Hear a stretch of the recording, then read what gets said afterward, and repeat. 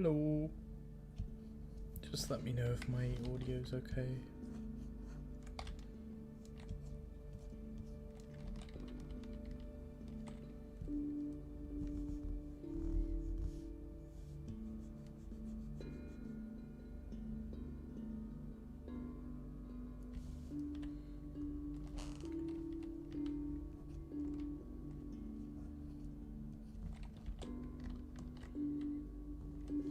This is Leopold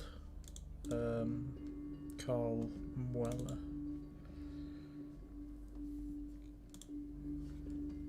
I think he's an Orientalist.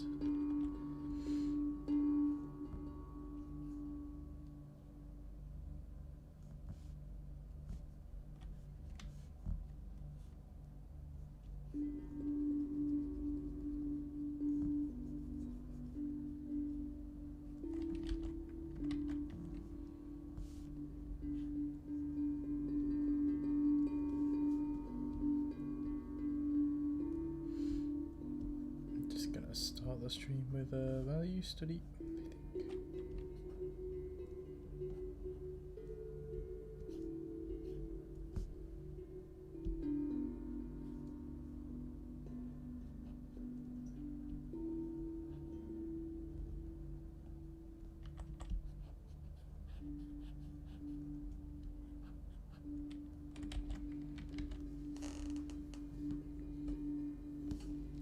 Can you hear my audio? Can you confirm that you can hear my audio?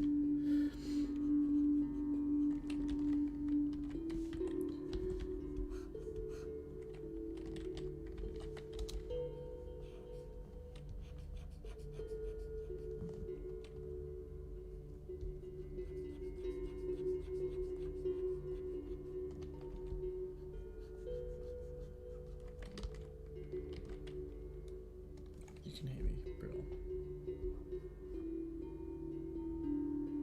Yeah.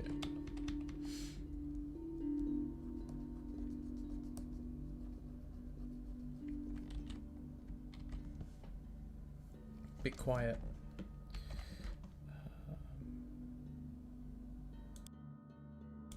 Let me see if I can turn my volume up.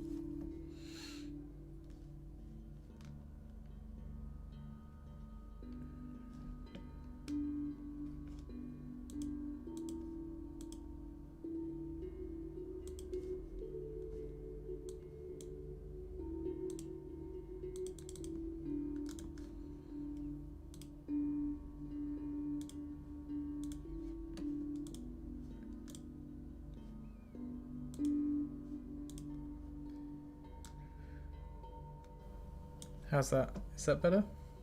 Oh, your audio is turned down, but I've turned it up anyway. So I guess we're getting the best of both worlds. You get super. Well, I guess it means I can kind of like whisper and not yell. I just hadn't streamed in a while, so I'm expecting the audio to be fairly dodgy.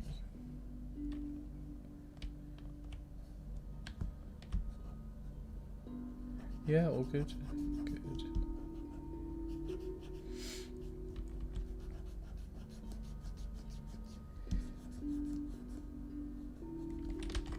I'm just trying to separate the image into two values. First,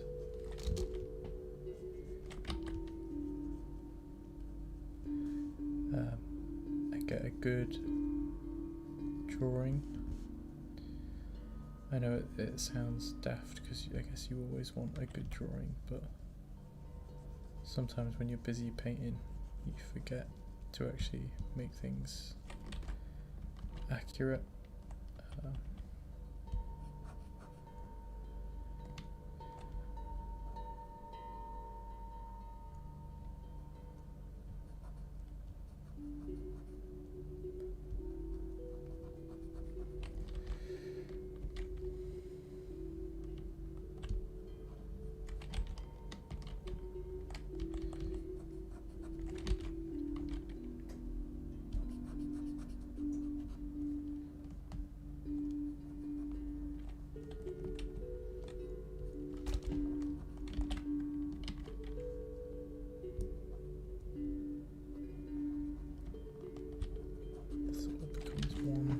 One mass.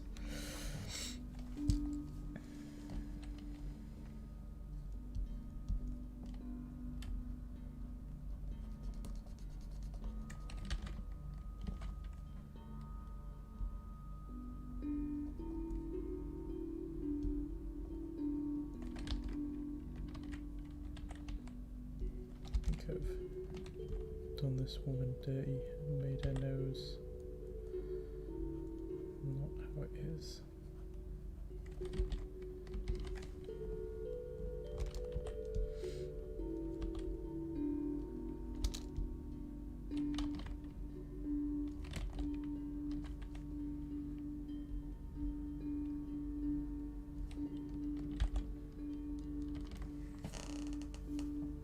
My brush presets, transfer's not on. It is a hard round brush with flow on 12%. That's all. I think it is slightly squished, like slightly elliptical, but the only thing that's on is flow on 12%.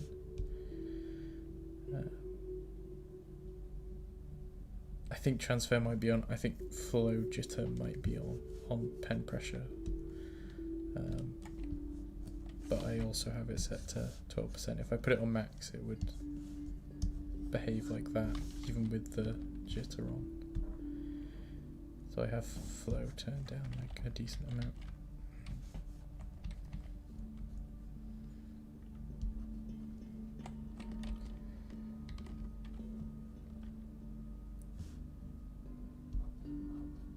I think that comes out further than the chin.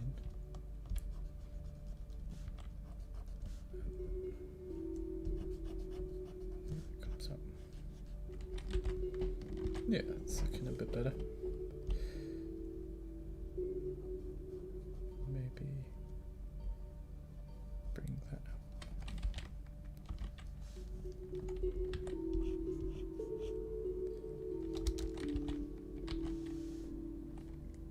So now we've gotten something as complex as all of the value, and we've separated it into light and dark groups.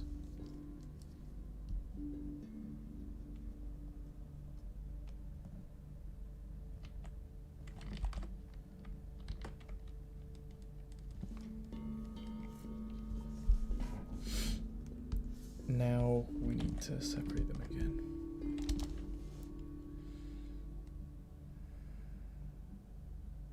So I want to add in a new group. want it to sit somewhere within this. So just because it's a highlight group doesn't mean I go to 100% white. Or just if it was a shadow group, I wouldn't go to 100% black. I kind of want to know precisely how much lower than that do I need to go to get a new group. It's probably something like that. And then obviously if I made this an established group, but then this mid-grey group, if that had like a wide enough range that I was getting all this, then I might have to consider making this dark group even darker, just so that it's definitely separated. This painting, you don't really have to worry about that, I don't think. The groups are like fairly separate. Maybe on some parts of the face we will, but I think we should be okay. I think I can just select that.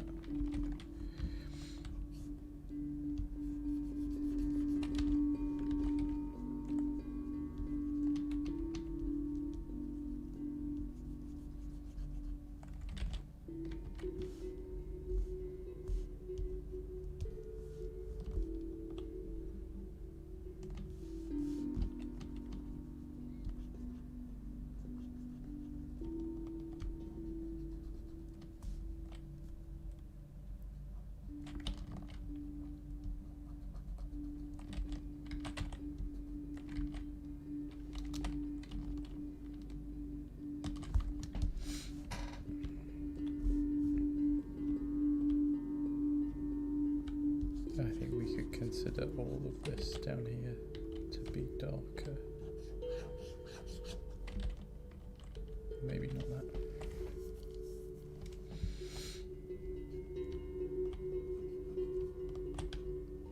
I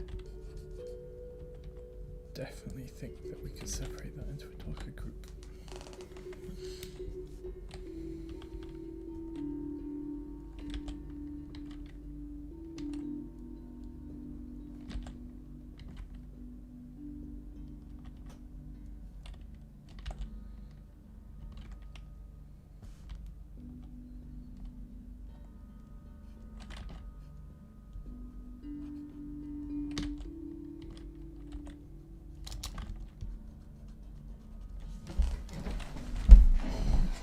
Hello, Robin.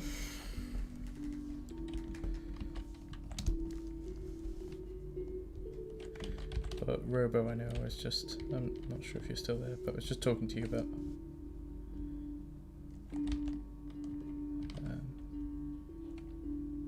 slowing down a little bit and appreciating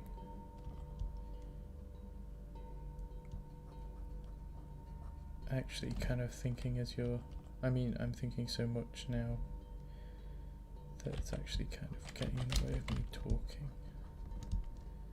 But making these decisions not because I see them and I just like, because you know that's what I used to do. I used to go, oh right, that's a yellowy peach, so I'll put that there, and then I'll start putting the sky colour in, and then I can decide that the blue is less saturated and now darker. So, I just start paying it in as I see it, because that has utility. I think it trains your brain to pick up on values and colours pretty well, and it trains you to paint with some decent level of speed. Hello. But I think slowing down and thinking is the way to go. Now that I have these three values, maybe I want to just clarify that that is a transition. I don't think I need more values than that, to be honest. I think there's a very subtle fourth value, which is just above the third value. Let's see.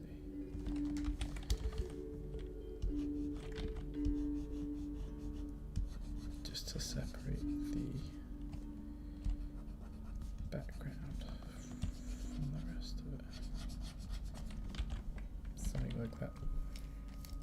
Yeah, the stream just started here. Is flow better than transfer? Transfer is an umbrella term that includes flow. So when you turn on transfer, you get options for flow or opacity or anything else.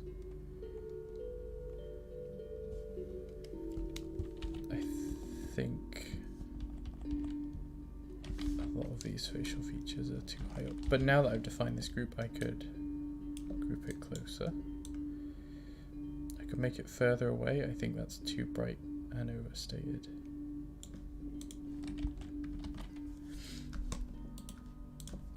But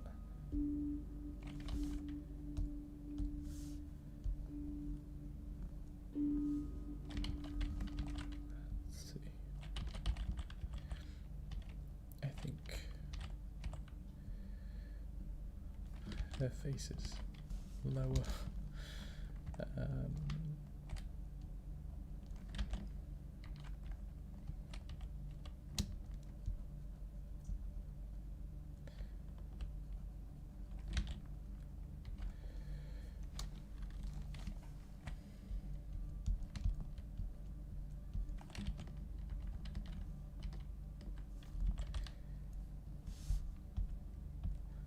Right, and now that we have these, next thing I want to do is define what is and isn't a core or cast shadow.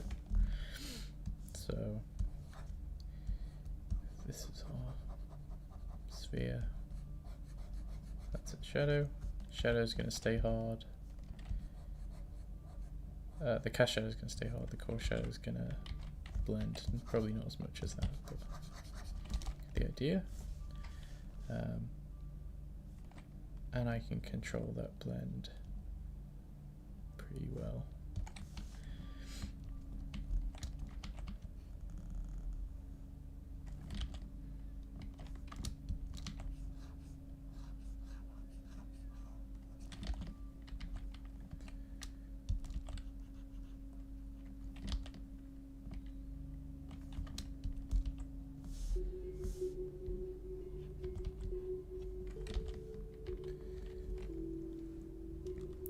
The chin does look big, yeah. I think it's because the mouth needs to come down further. I did try and drag it down with the old hard squish tool, but probably better. That lip comes further forward. I think this down more.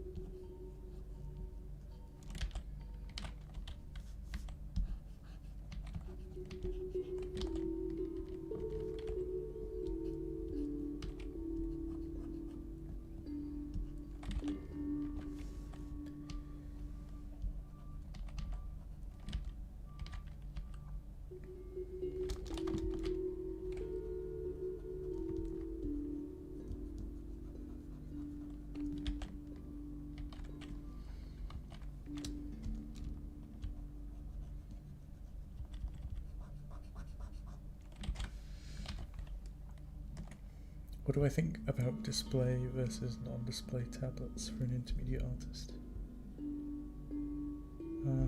If you're an intermediate artist, I think you'll be fine. Generally, people recommend display tablets for beginners just because you don't want to be thinking about the disconnect of a regular tablet while you're trying to learn how to draw or paint. That being said, I think if you just get on with it, you can get used to an Intuos or a non-display tablet pretty quick. The longer you complain about an Intuos, the less time you're spending just getting on with it. I prefer an Intuos personally. Because I think working on a Cintiq hurts my eyes, gives me headaches, because I feel as though I'm too close to the screen. I'm like squinting, because it's smaller than my monitor, a Cintiq. Unless I got like a massive one, in which case I'd have a massive big glaring screen in my face.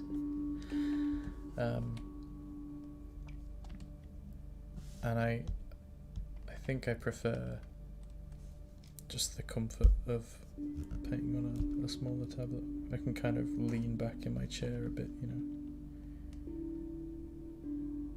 Yeah, well, once you've spent 2 weeks getting over the initial annoyance of using a non-display tablet, it's not really an issue.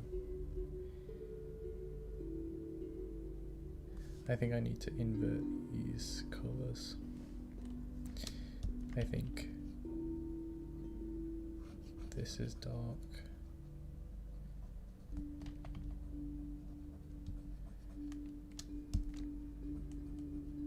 And then this highlight is like that.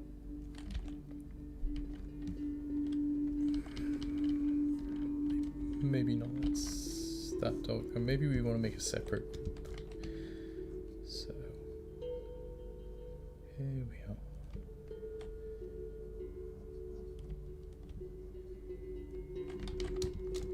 And I think this highlight will be the same value.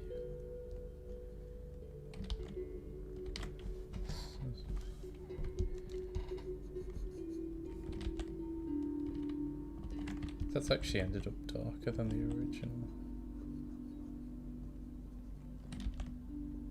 but not as dark as the shadow value, which is kind of what I want. Non-display is better for health. I think so. I wouldn't even say skill. I would just say time. You know, you don't have to be a good artist to use an on-display tablet. You just have to have spent long enough on it to not look at the screen anymore.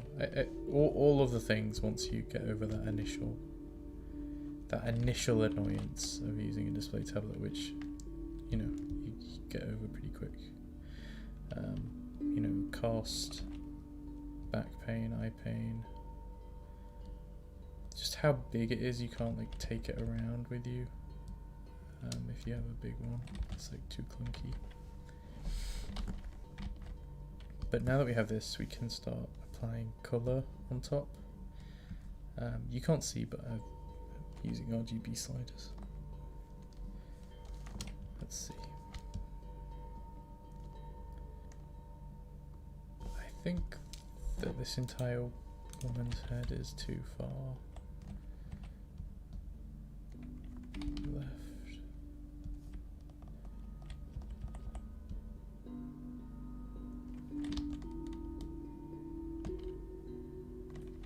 I think that works better.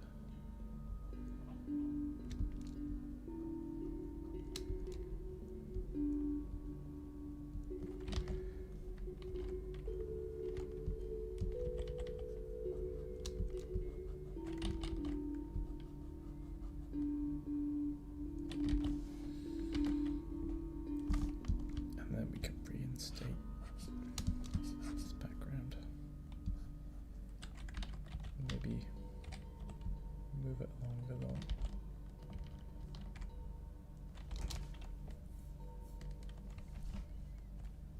Yeah, I definitely prefer display.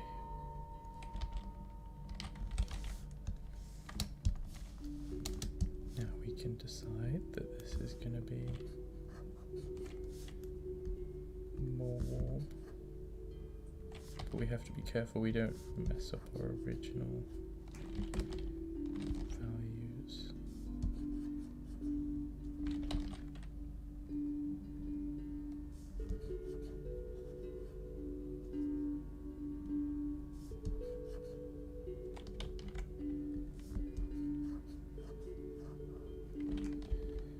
Something like that.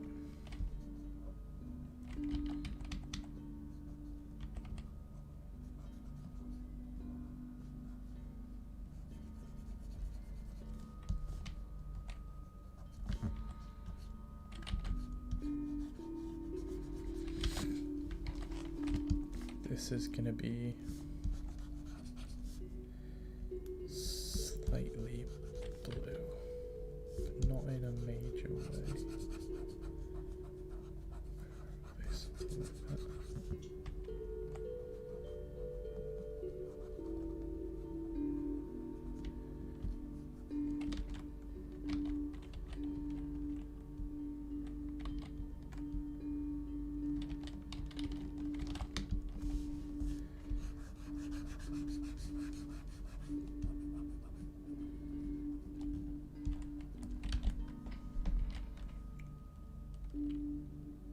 Thank you. Thank you. That's very kind.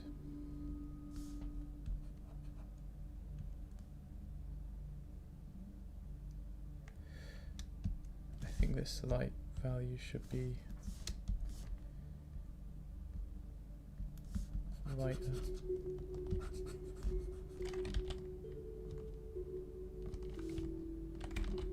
Or maybe just this needs to be lighter.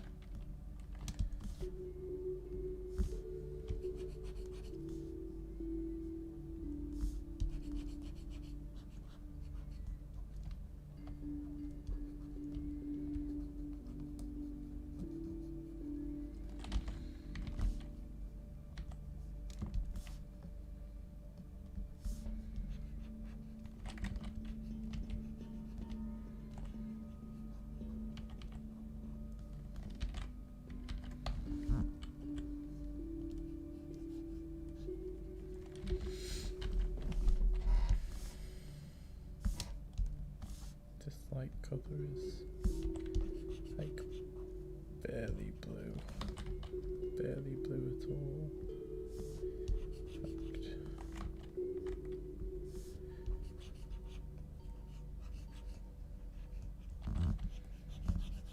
Something like that.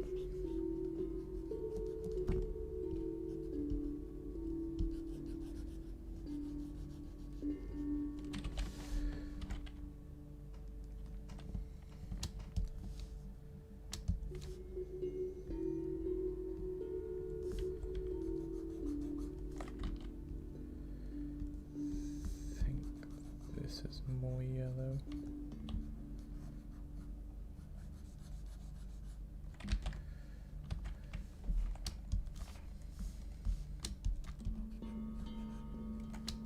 This darker colour is definitely a little bit purple.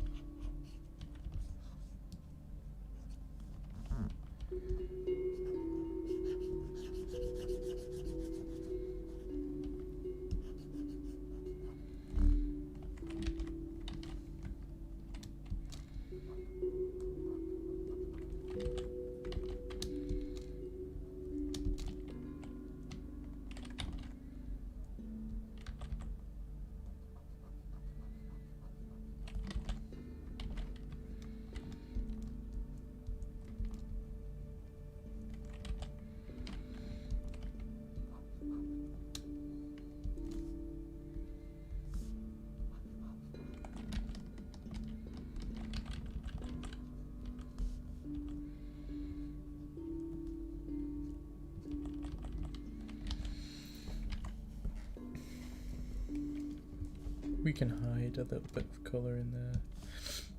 Same thing with this hair. The middle's probably.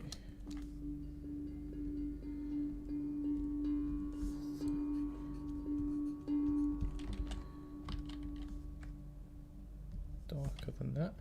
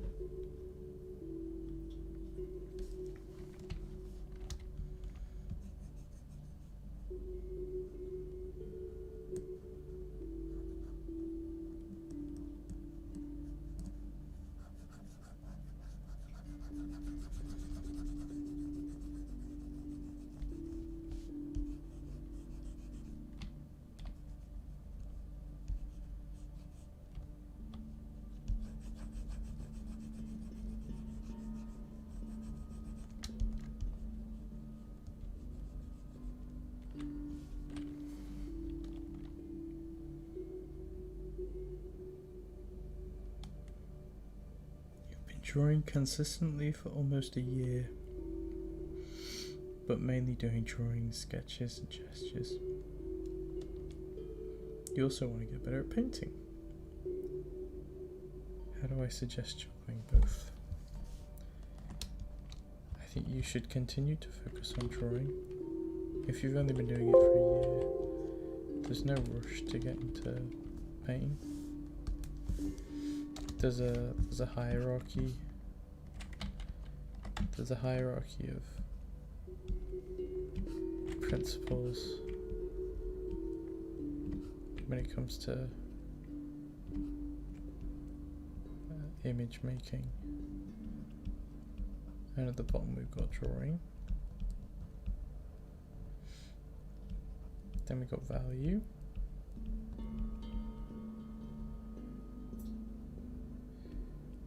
Then we have edges. Then we have colour. Then you have to work your way up, you can't work your way down. You know, if you then start learning about colour and edges first, which is a lot of painting, before you figure out how to accurately draw or lay out an image, then the colour in your edges aren't going to be in the right place. Similar thing with value. It's no use having the right values if they're in the wrong place. So drawing is king. Now there's nothing wrong with getting into painting anyway, because you don't want to wait until you're like a master. You know, you don't want to wait till you're Kim Jong-il to get into painting. But I would just recommend that you begin by painting on top of your drawings. It can be very easy and overwhelming to get into painting and go really loose and willy-nilly and start throwing paint around a canvas. You know, you've got infinite colour and infinite value. And I would just try and employ a little bit of self-control and make sure that you have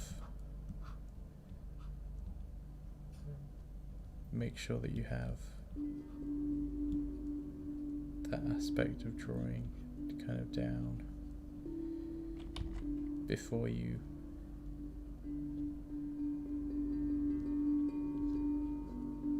even worry about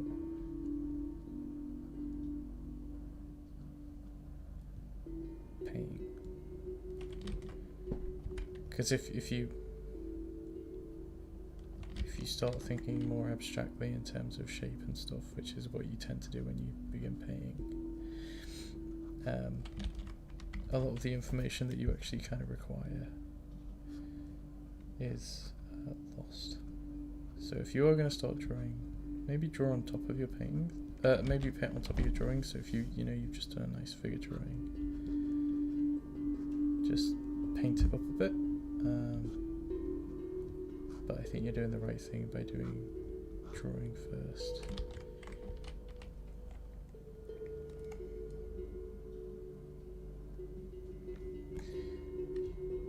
Yeah, if you can't draw basic forms,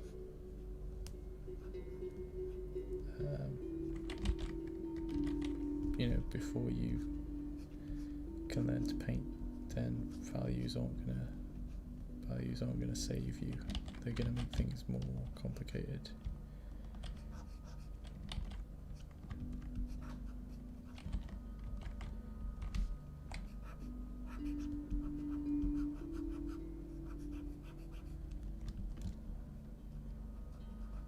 Maybe we lose an edge.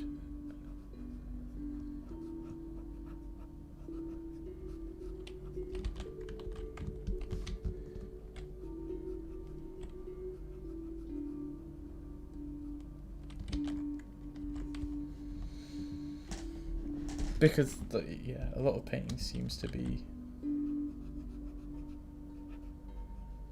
the art of like knowing when you want edges and when you don't want edges. Like this still reads as a cube, even though we're missing some edges here and there.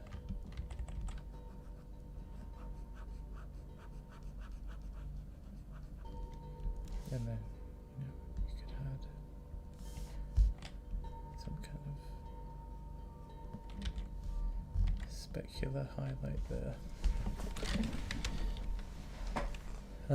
But yeah, I'd concentrate on drawing. You can still play around and paint, but don't put too much pressure on yourself. If you've ever watched Feng Zhu's Just Draw video,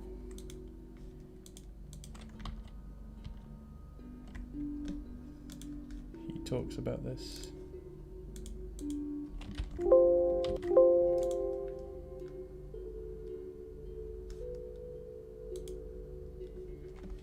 He talks about this idea that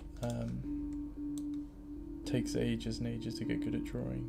Even when you're painting, what you're actually doing is drawing. So drawing isn't, you know, drawing doesn't have to be with line. It's just the arrangement of elements. So this is a drawing. I've decided that this is going to be this size and this is going to be that size. When I'm painting this, I'm painting in big shapes, but I'm still drawing out those shapes and designing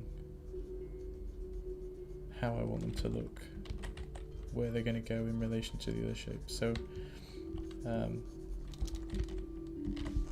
drawing's at the heart of painting anyway. It's not a separate discipline, I don't think. I don't think it should be treated as a separate discipline.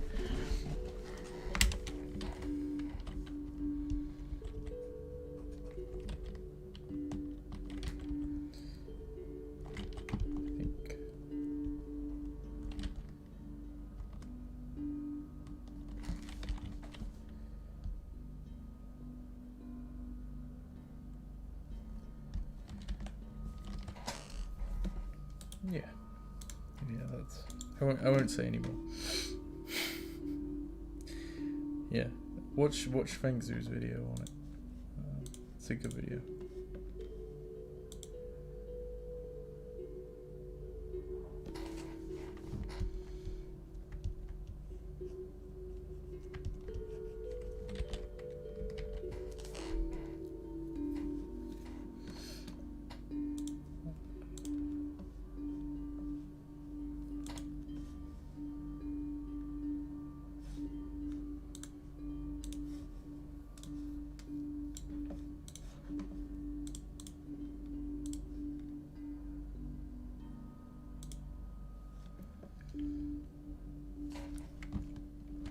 I was doing this earlier with a mouse and I forgot to save it.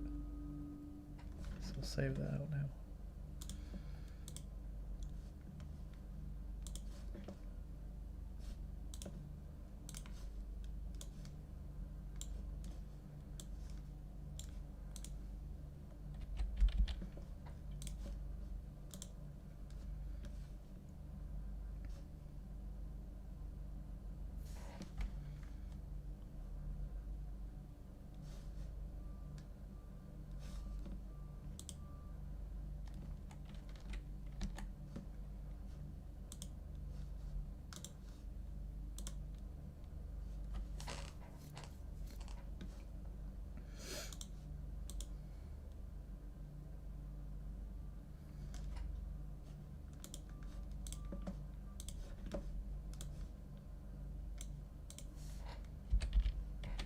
we'll save that. Okay. Let's get another painting to study.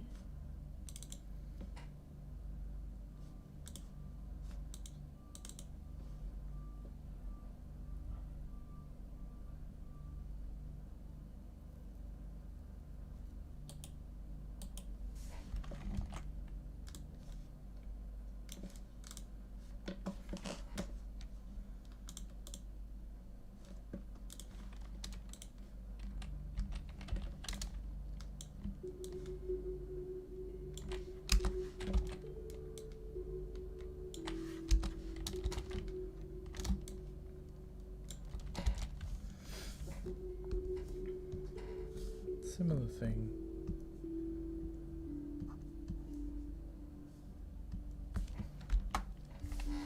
Like deciding on that grey. And then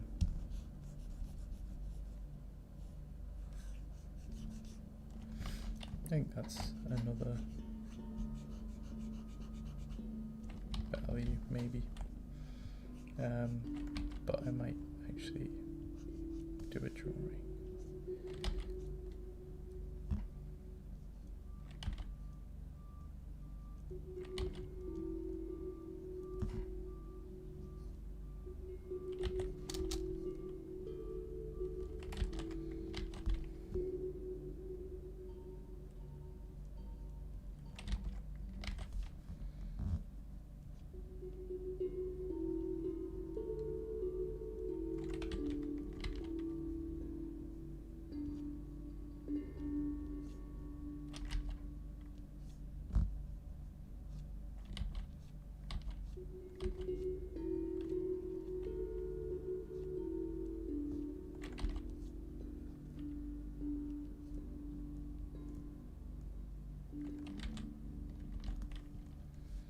And I am trying to simplify some of these shapes as I go.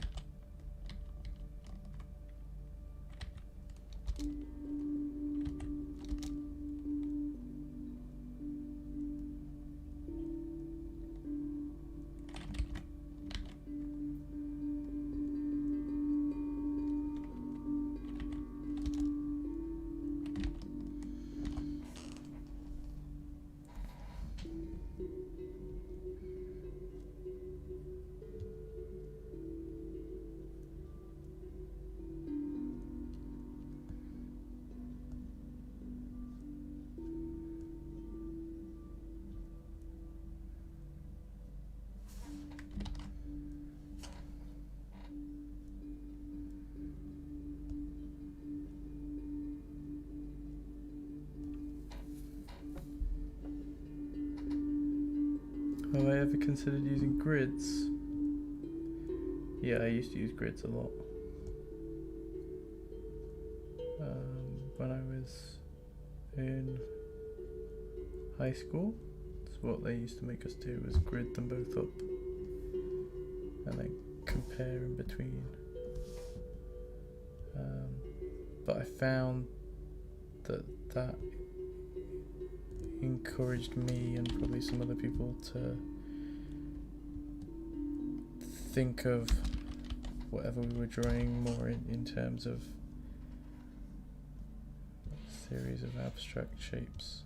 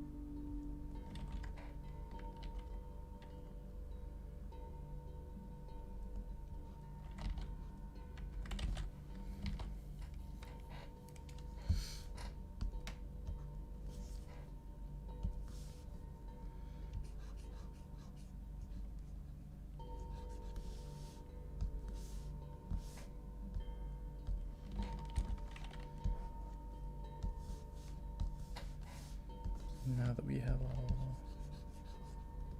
drawing, we can start filling it in, I suppose.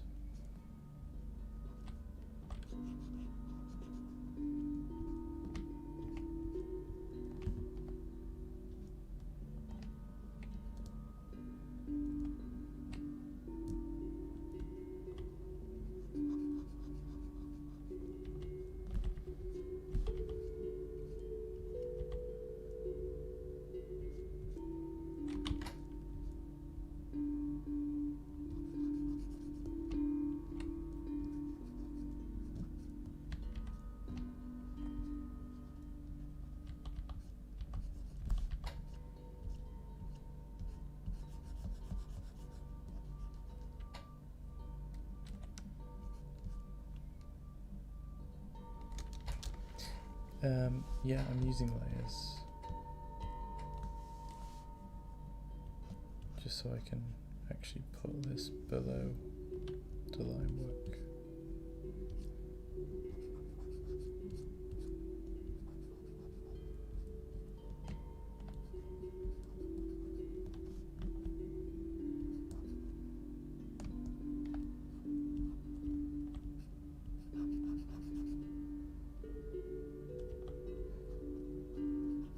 I'm going to consider all of this shadow.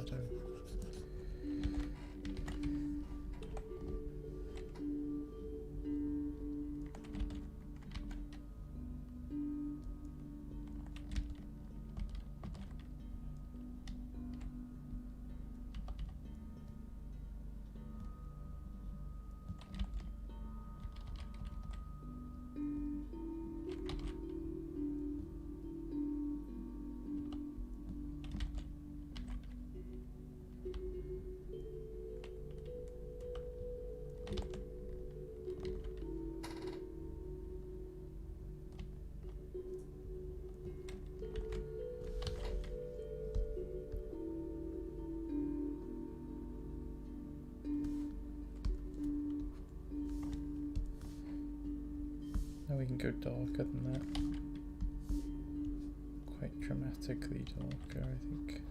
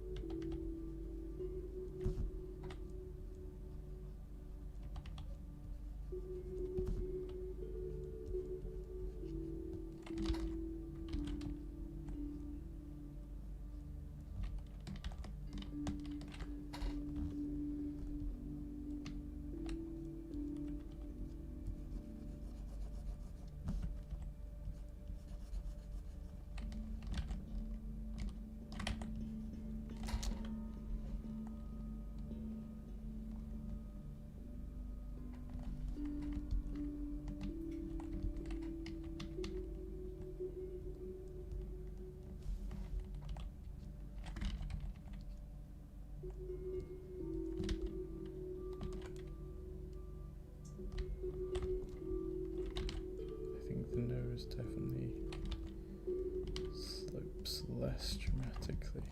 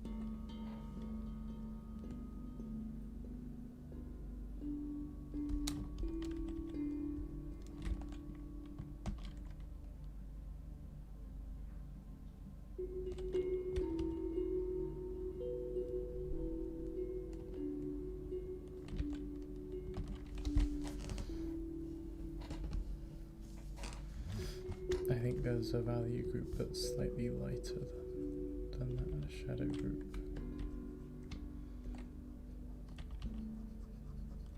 That's slots in there.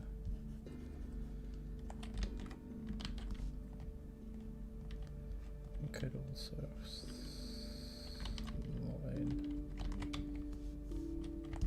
in other places, like the fact that the local colour of this hair is darker than the face.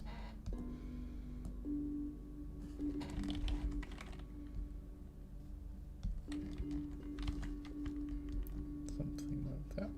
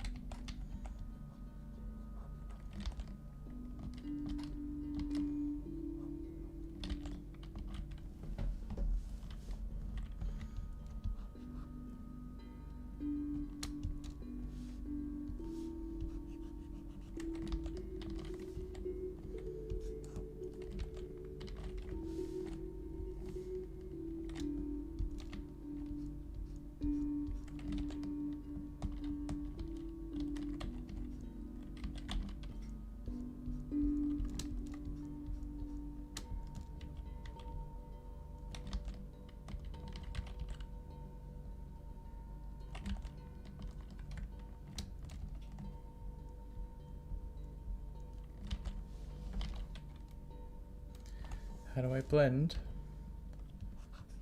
I get a soft round brush like this. actually think that these two are the same value.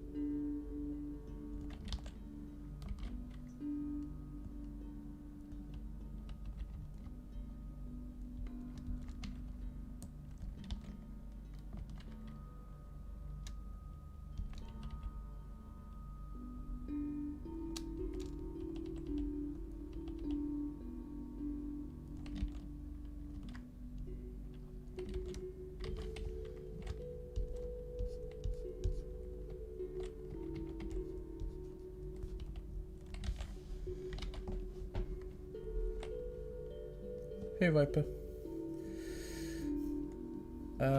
No, the flow is not on for this. I could turn the flow on,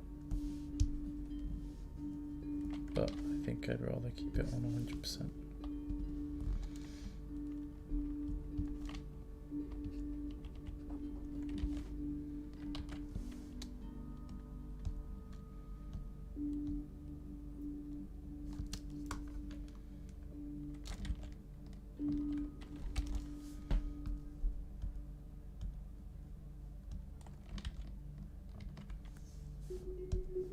Then on top of this we can start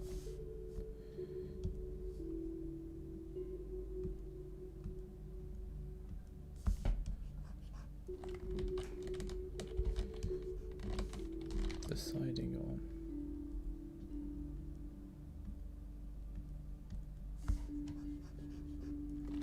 some colours. I actually think the value for this is way too bright.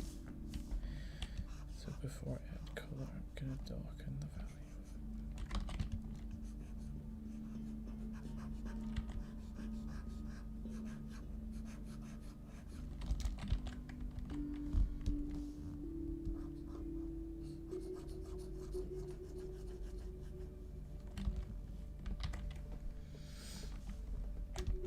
How bright's that? 86.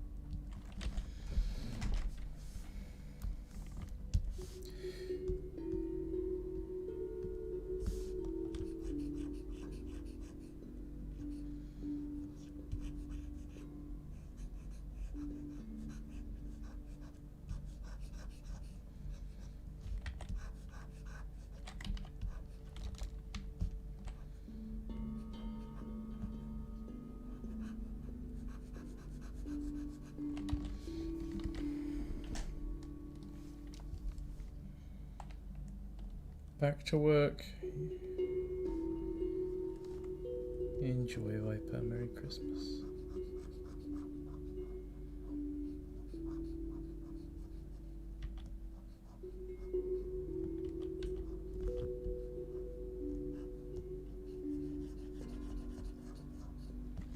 But now, because this group's been lowered, you see, I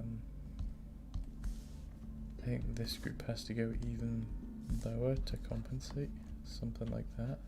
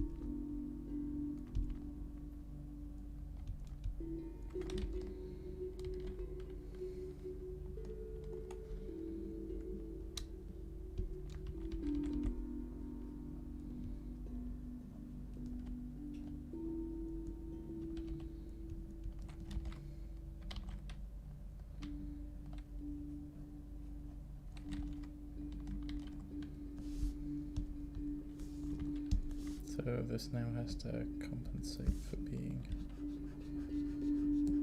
darker.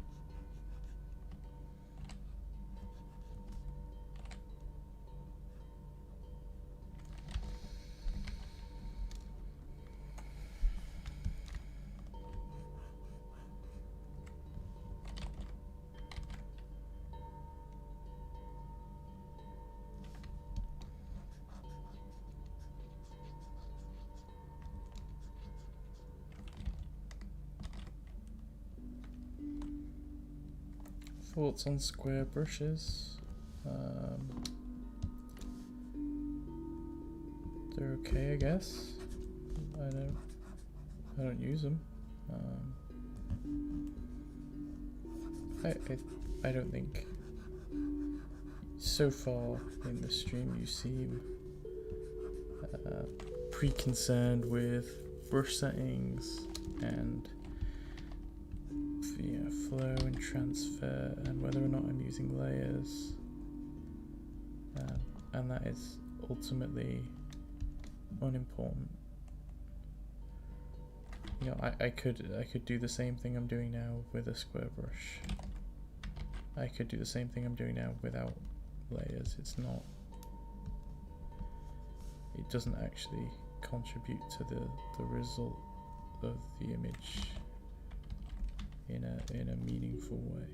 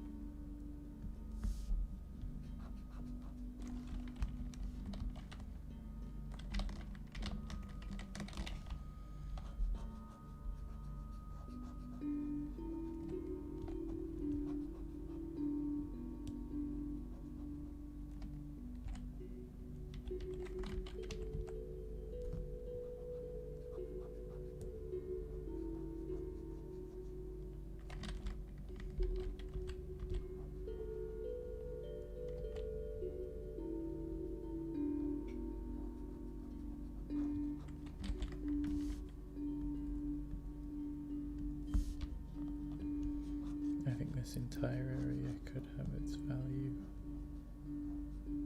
lowered.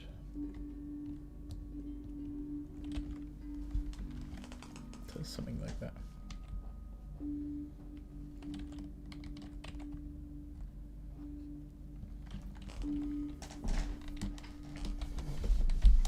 Which would allow for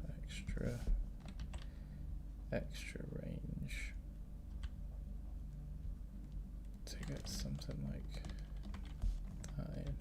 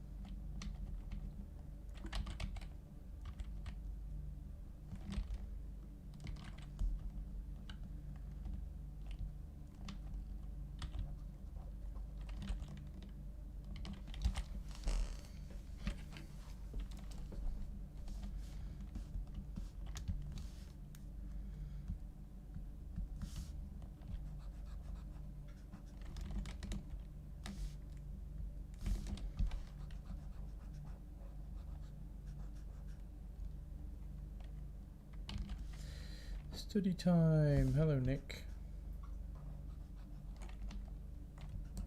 Been a while.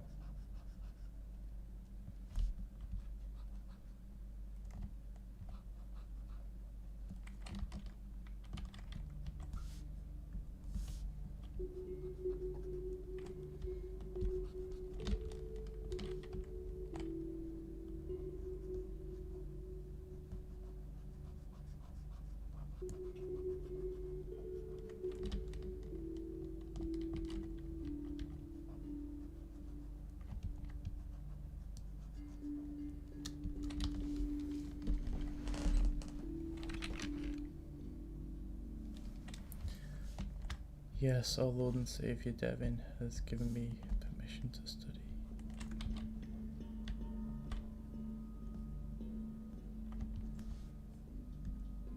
In fact, Nick, I'm going to be studying all evening until I fall asleep in my chair. So if you want to send me some shot deck or some references or something.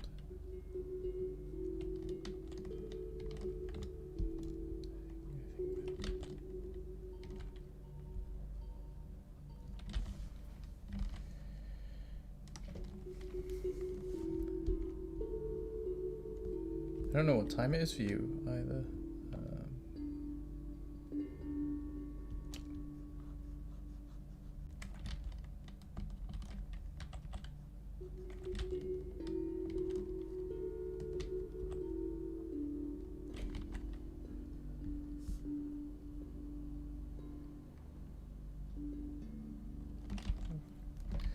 What kind of stuff? Nothing in particular, it's just I can't take my PC home with me because I'm visiting family. So I just wanted to I want to stay up all night and do as much painting as I can before I am paintless for Christmas.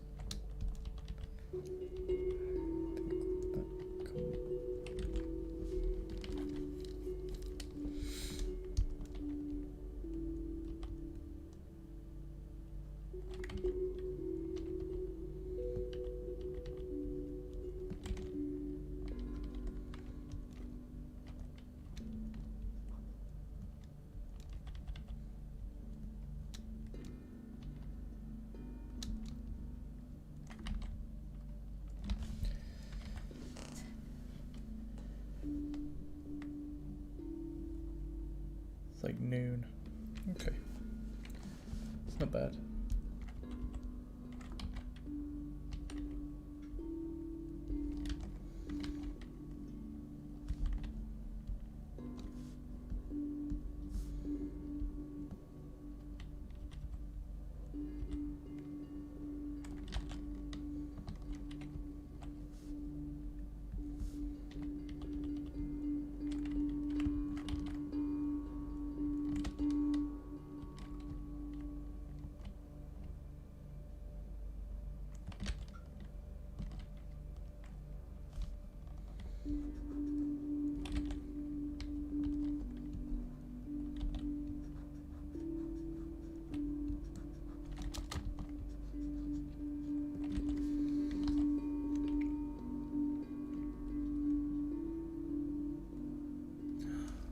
Some of Nick's spicy collection. Wow. What an honor. What an honor.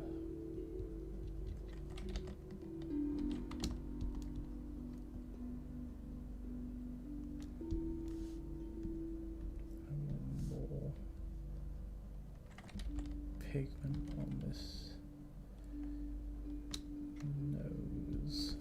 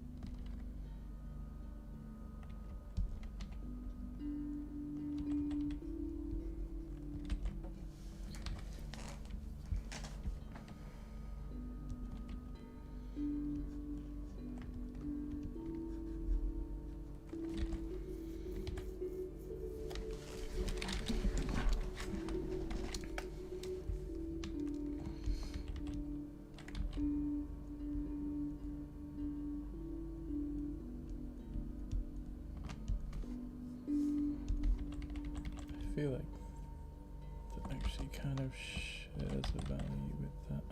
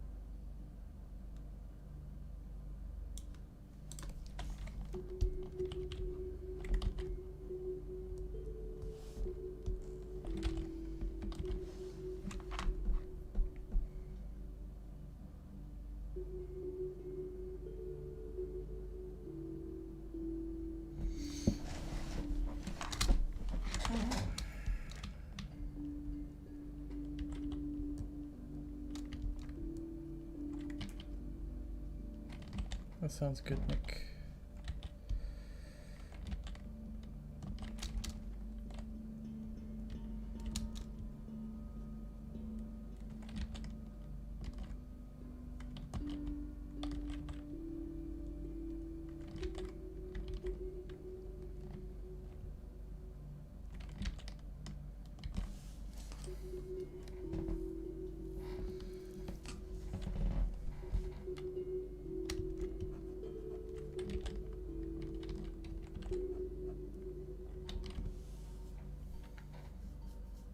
Hard light, best light, correct. Correct.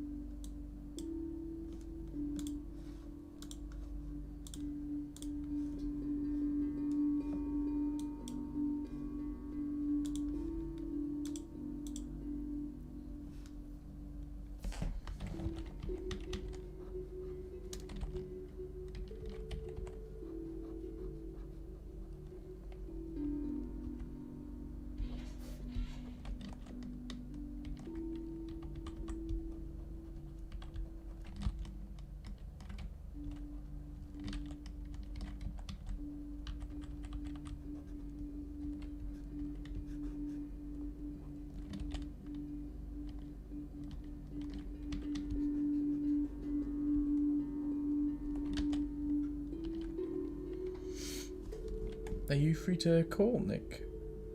It's up to you if you want to be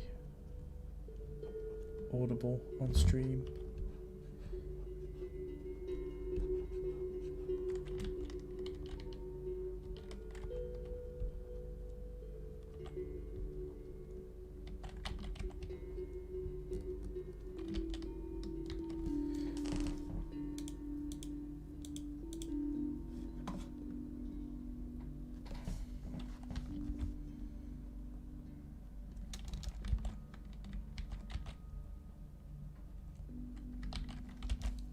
An hour or two?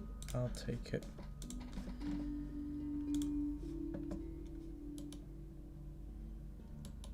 How are we doing? Howdy, howdy. Been a while. Nice. Nicolas Cage holding a woman's stomach. Yeah, it's quite funny, isn't it?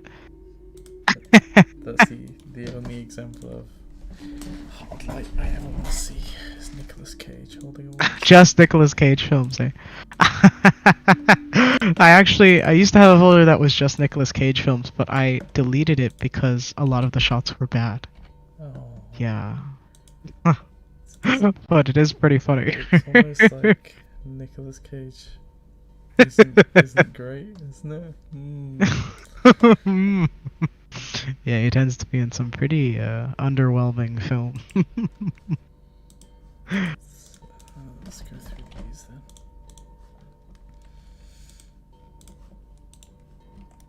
You're reminding me that I paid for Shop Deck and I haven't been using it. Yeah, I honestly, like, sometimes I just, I try to use it as like a game almost to keep it interesting. I'll like click through random shots and I'll have to kind of like list off what are the traits of the shot, like what's the dominant color, what's the lighting type, and then I'll check because they have it listed to see if I can recognize it correctly. Sounds pretty good. Yeah, it's pretty helpful for when you're doing like your own lighting from imagination. You can actually know what the lighting is going to look like and decide really early on. One of the main things is lens length. Yeah. Criminally underrated.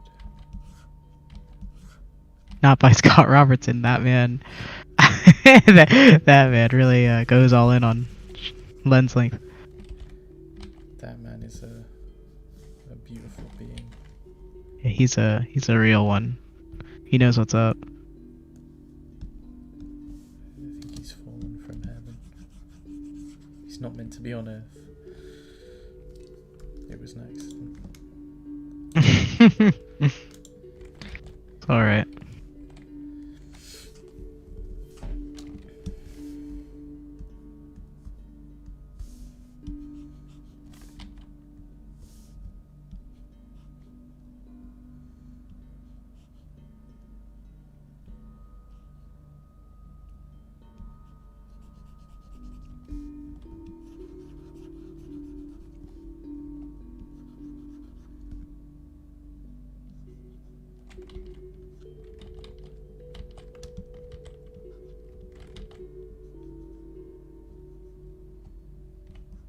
What time is it about over there?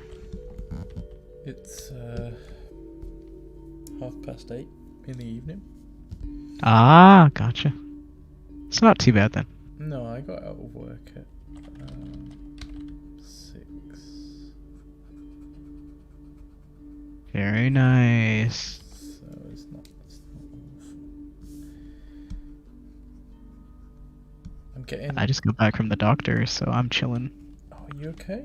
You Oh yeah, it was just a checkup. Okay, good.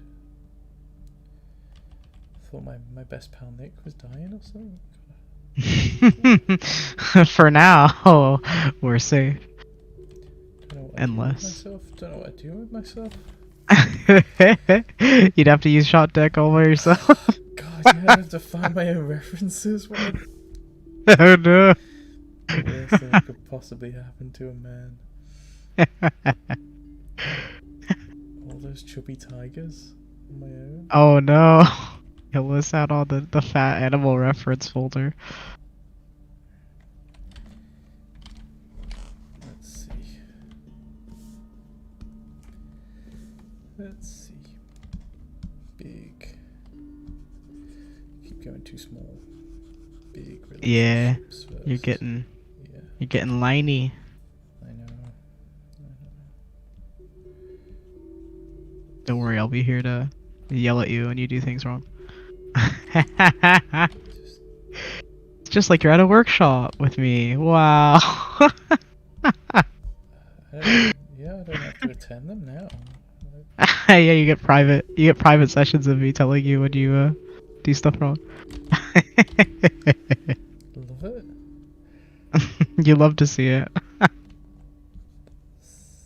See, that's an arm.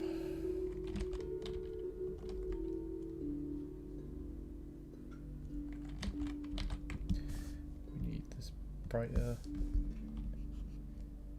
Yeah, that.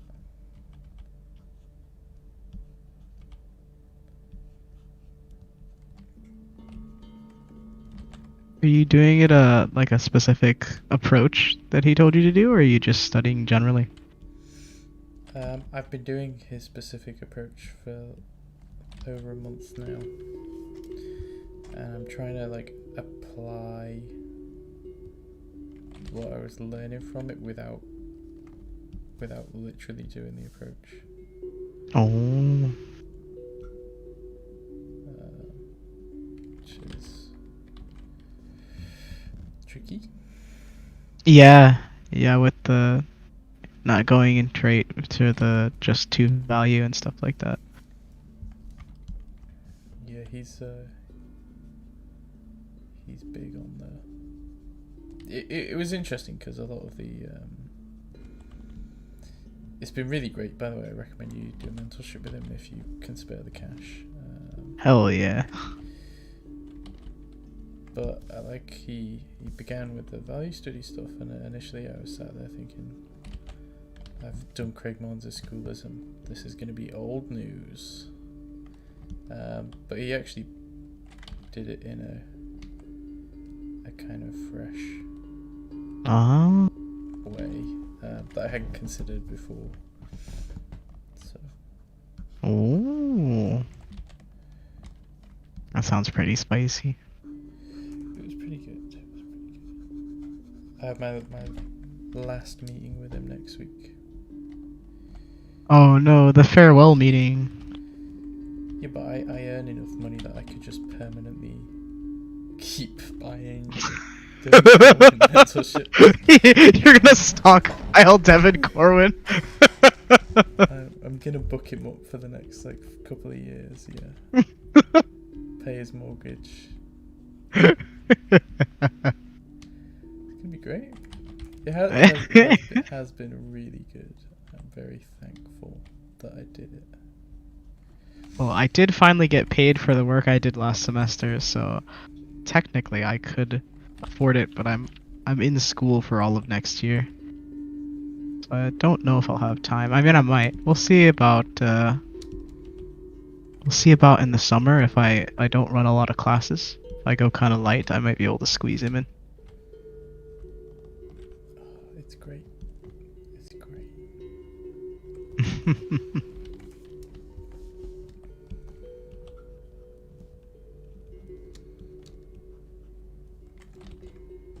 Even with this that I'm doing at the moment, there are like 3 value groups. It's like that, or 4 value groups, which isn't ideal, but it's not bad. Yeah. I think it might get a little more quarantined off into value groups if you used a harder brush. It probably would, yeah. Yeah. I've started it with this one now, and it'll look funky if I swap midway. That's for cowards. I swap midway all the time. It's like this half is all like blurry, and then the other half's like razor sharp. It's like for Chris. It's like only lasso tool on the right side. I think it would just look a bit weird. That would be very intimidating. Like if you did that, that would be a very Chad maneuver of you. I don't think. Okay, let's hard round it up. Hard round is my life. That's actually going to be the background value.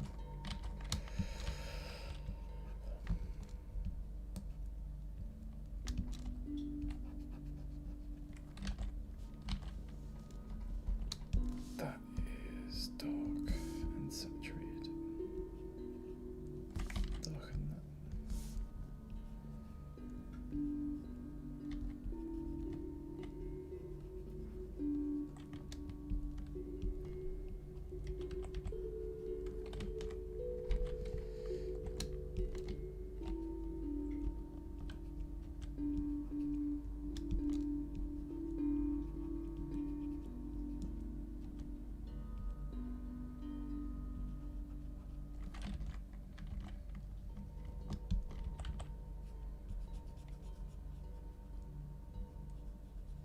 Hard round is the way.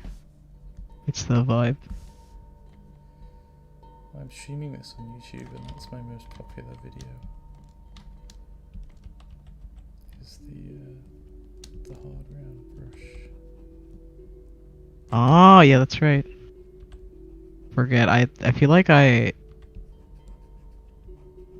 know you mostly for your streams, so I keep forgetting that like a lot of people would know you from YouTube, from like just YouTube. It is weird. It is weird. I forget that I'm famous on YouTube.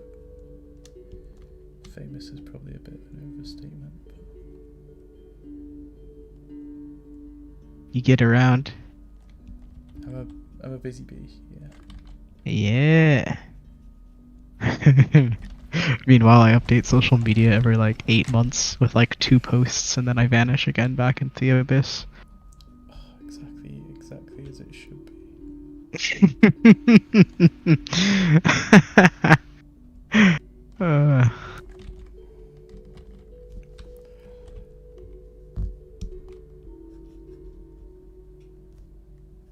Yeah, honestly, it's a good approach. It's a solid approach.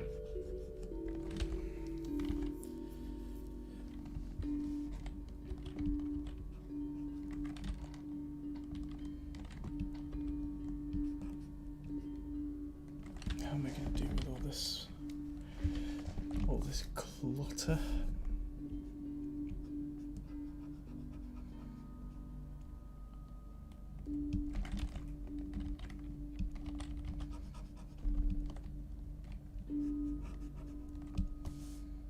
What are you focusing on?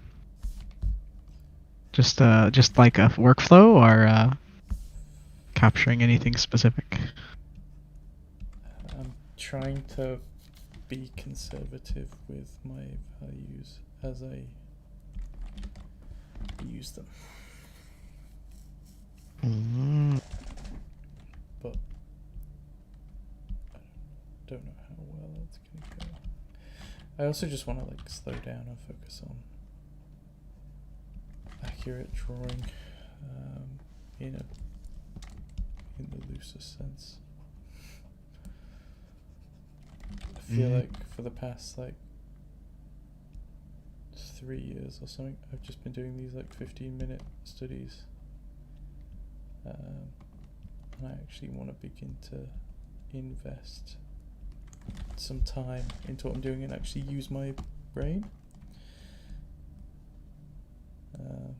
because I got to a decent level of just looking at stuff and putting it back down as I saw it.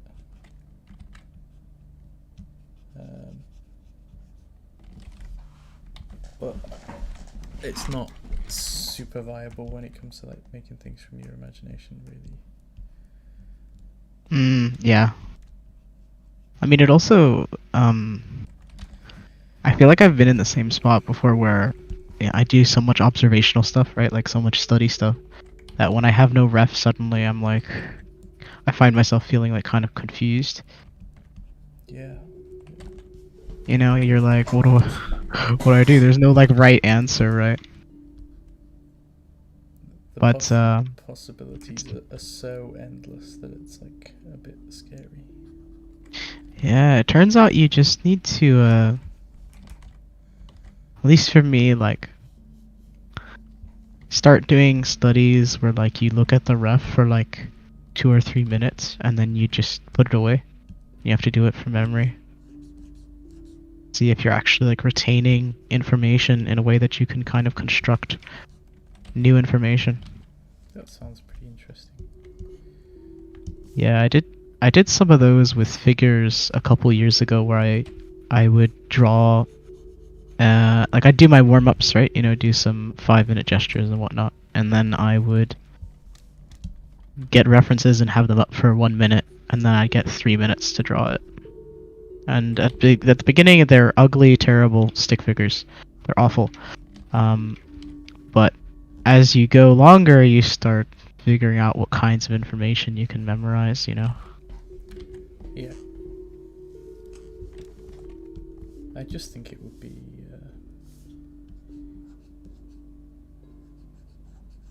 interesting to see what you actually invent. Do you know what I mean? Because if you were doing that, you at some point along the way, you would definitely accidentally, like your brain would start filling in areas.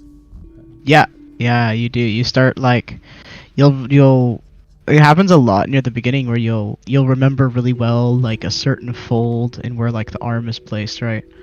And then you don't remember anything about the legs, but you still need to do a full figure. So you end up sort of making up a new pose essentially with components of the old one. This guy is got some red, darker than that.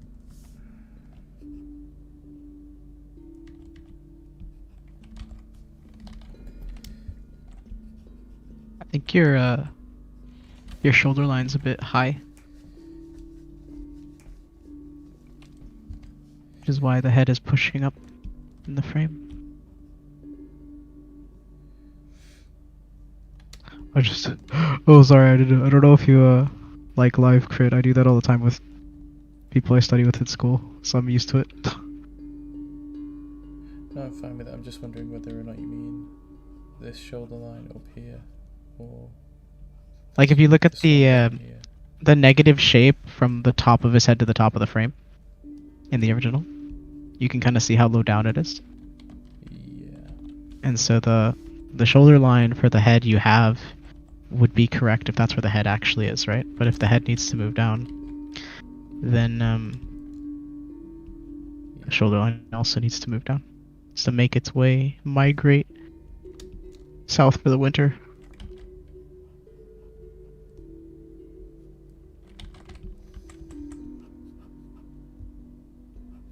Mm-hmm.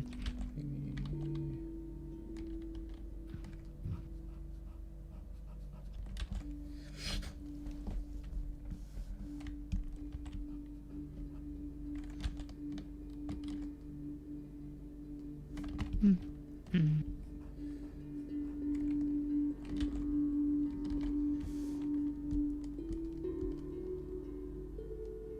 Let's see. Too bright.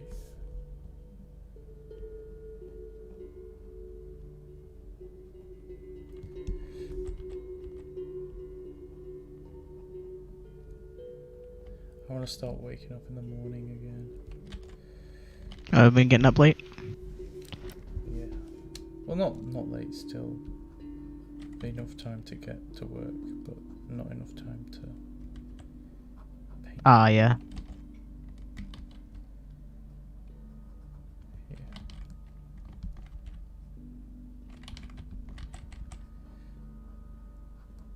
Just because it's cold. Yeah, it's been a bit chilly. Very cold in my flat, and when you wake up and it's cold, I don't mind waking up and it's dark. I will get out of bed and I will draw. But if I wake up and it's cold, I'm not moving. Not gonna happen.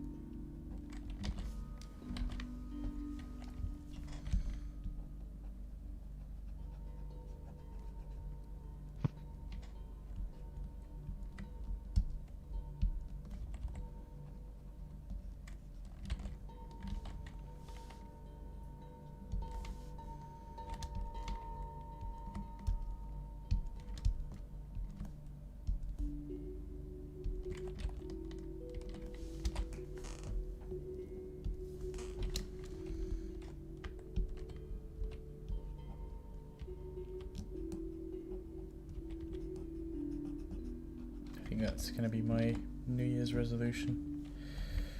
Getting up early. Yeah. Getting back to the good. I was in a very good place with my when I was like waking up and stuff, and then it all went wrong somehow.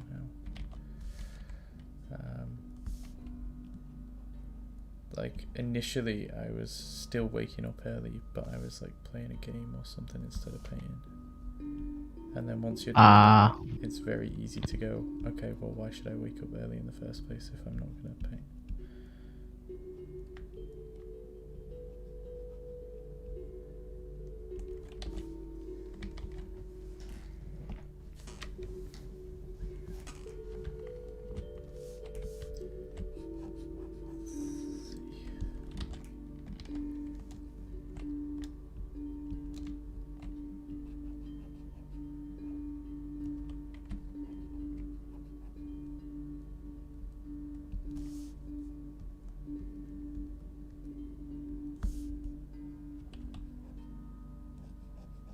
I tend to paint like after I'm done for the day, like later. I can't really do that. I wish I could, because it, like I'm doing it now, and it's really, really relaxing for one, after I've been at work all day. I do feel like more awake, more productive. The issue is, that's not really an issue, it's quite nice really, is I have a partner. And I don't want to spend all the evening every day at my PC. It's quite Understandable. good. That's why I originally started waking up early, is because then she can stay in bed, and I can get a load of painting done, so that then I don't feel like guilty about, you know, spending my evening watching a film or whatever, because I know that I've already like done a decent amount of work for the day.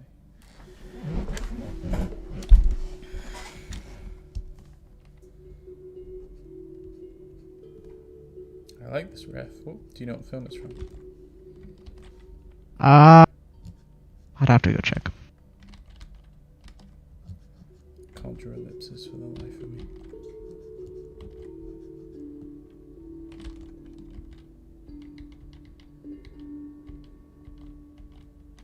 Ellipses are rough. I was thinking of just taking Scott Robertson home with me over Christmas and just doing a load of perspective stuff on paper.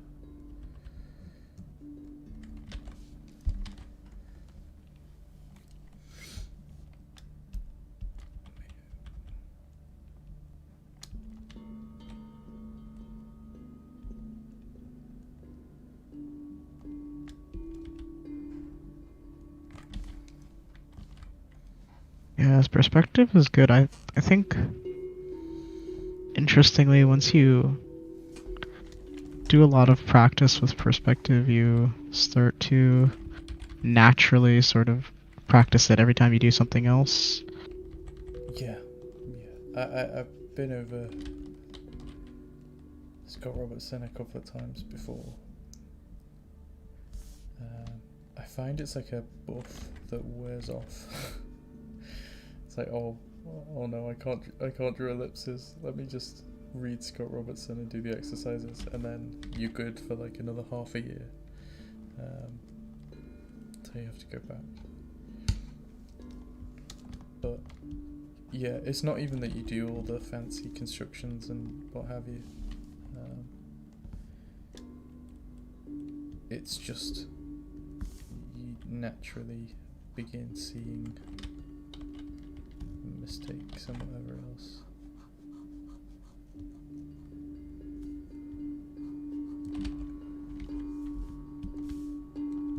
Let's just fill in this.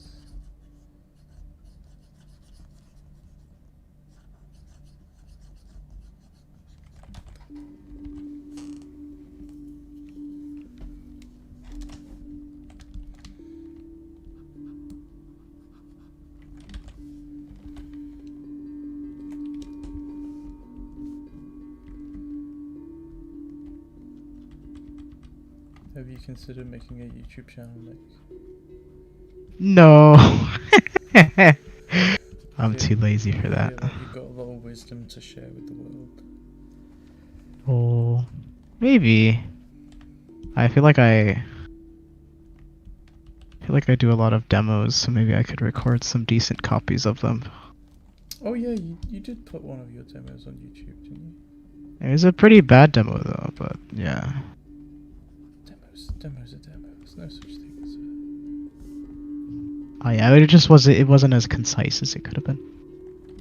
For me. the good people of YouTube don't mind rambling.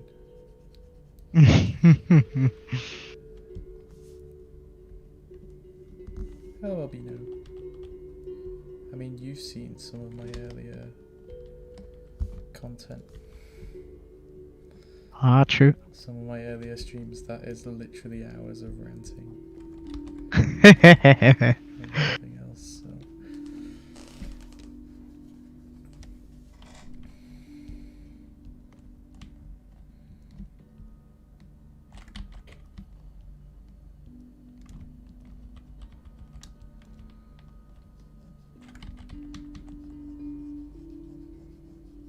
Oh, we have a crocodile in the chat. Hello, crocodile. That's Cute. It's Albino Croc. I haven't spoken to Albino Croc in a while. I haven't really spoken to anyone in a while, to be honest. It's been a while since I've done a VC. A relatable feeling. It's, yeah. When you become an adult and have a job, it sets in. Didn't think it would, but it did. I thought, oh well, no, I'll be in Discord calls forever, talking to people, whatever. But you don't have the mental energy when you've been talking for like 9 hours straight.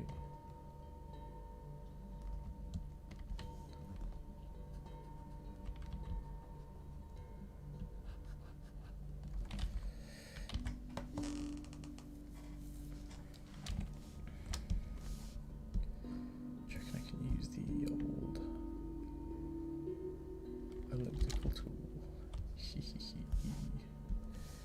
Yes, I can. Ah, yes, the elliptical marquee tool. The forbidden technique. Very forbidden. I know the perspective's off. I know it's off. But as long as it's consistently off, then we're good. Alright,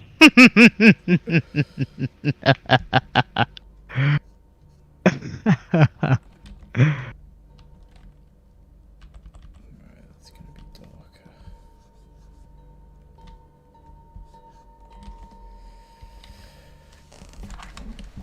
You've seen my content since the dawn of time. It's all just ranting and corny jokes.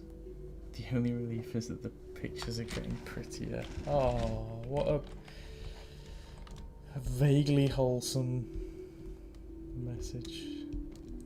Bar the corny joke part. I've never once made a corny joke. I don't know what people are talking about. Never happened. Should I invent some specularity?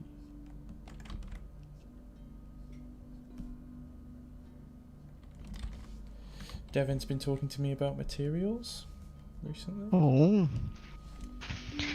nice. He said that the study of materials is just the study of reflections. Yep. Correct. How reflective a surface is and how light interacts going inside and coming back out. I think, yeah, it made so much sense when I heard it, but I'd never been. That's it. Oh. I never realised. I was like, yeah, that makes perfect sense. Why has no one told me that? Yeah, it sounds kind of like obvious, but it's also one of those things where like all light that we perceive is just reflecting off of other things, right? That's how it's getting into our eye. Yeah. So when you think of it like that, then color and texture and surface treatment are all just qualities of the light that's reflecting. So it kind of becomes pretty simple. That's why a lot of 3D programs have that, like, you know, if you're messing around and mucking around with materials, a lot of the time, like, the main things that actually do anything are like the reflectivity settings and the roughness settings, basically. Yeah. Ooh. But, oh god, have you done Craig Mullins' schoolism? No, I haven't done schoolism. Well, Craig Mullins' schoolism, he's very cryptic. He's you can take a lot of the things he says and turn them into like Chinese proverbs or something.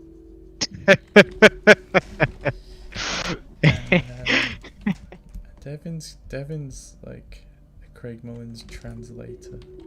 He's a very straightforward guy, Devin. He is. He speaks very plainly and clearly, and you know exactly what he's saying, and you can apply it like pretty much straight away. You don't have to like translate it first, which has been a breath of fresh air.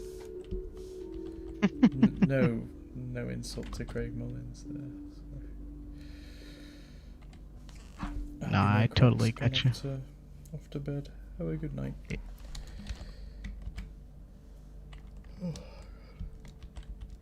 Yeah, I feel like one of the things that's really struck me as someone kind of learning from others is that a lot of things I've learned as an artist have been through like trial and error. Yeah. I've found, and because of that, my wording tends to be pretty clear, and I tend to kind of have a strong kind of sense of what I'm talking about usually. which makes people kind of perceive me to know a lot of information, but I think at the end of the day, a lot of it is we all know quite a bit of information, we just don't know how to put it in context, you know? Yeah, yeah, Because exactly. it's like, the reflections are important, but they're only important if you have the context of that everything is reflecting light, right? That That's kind of how, thing. how I felt for a lot of this Devin Cohen thing is he's saying things that I know to be true, but I hadn't been able to put it into words as plainly as, and as soon as you put it into words in a very plain way, you can actually begin to use it in a kind of more In a systematic yeah, in a kind of more way, deliberate yeah. fashion, because it's like some of these things I was, whether it's reflectivity or value groups or whatever, I was roughly using value groups before, but now that I have a proper systematic kind of definition of them and whatever, then I can plan my use of them better. Yeah, totally. I think that's why he's so kind of like staunch about like persisting with his approach to things, is because he's really narrowed down what about these sort of observations he wants to capture. Yeah, yeah, exactly. Oh, And hello, luckily it's Hunter. stuff that looks great, so A plus. My man Devin. It's Mr. McCatherwood is here. Is that the right? Is that the right Hunter? I know a couple of Hunters, so if you could clarify which Hunter you are, that'd be quite useful.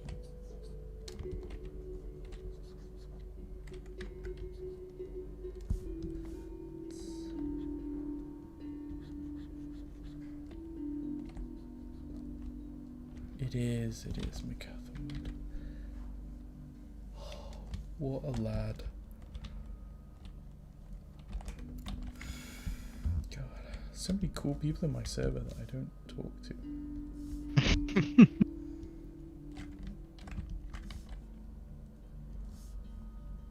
Like I see their art. There are people whose art I've seen for going on a year, and I love it whenever they post, and I can message them in a Discord server, but I've never actually just been in a call with them. It's weird. I know it really be like that. Why do I think it's McCatherwood? Is it just Catherwood? Have I been inventing a Mc this entire time?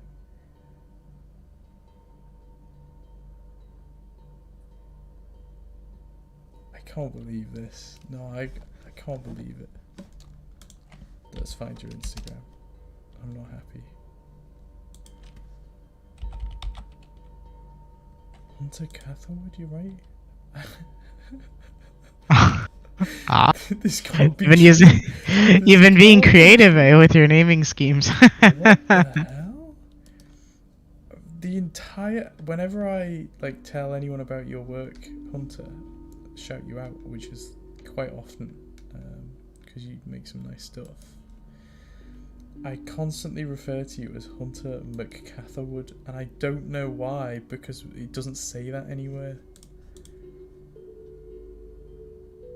Your middle name is McCade. Is your like Twitter handle or something McCatherwood, or is that just a coincidence?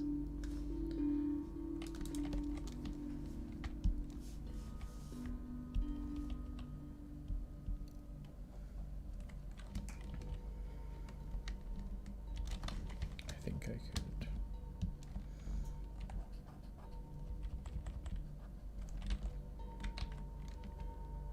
You don't have Twitter.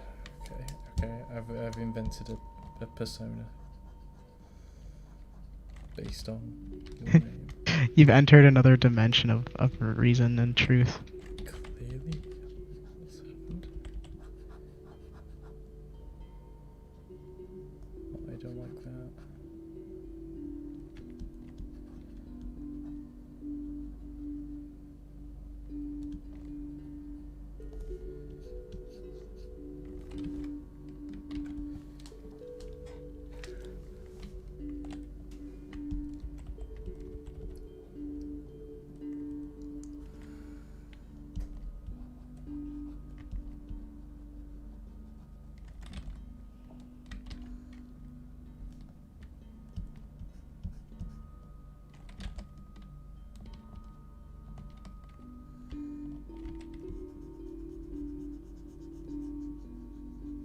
you want my Devin Corwin videos, Nick?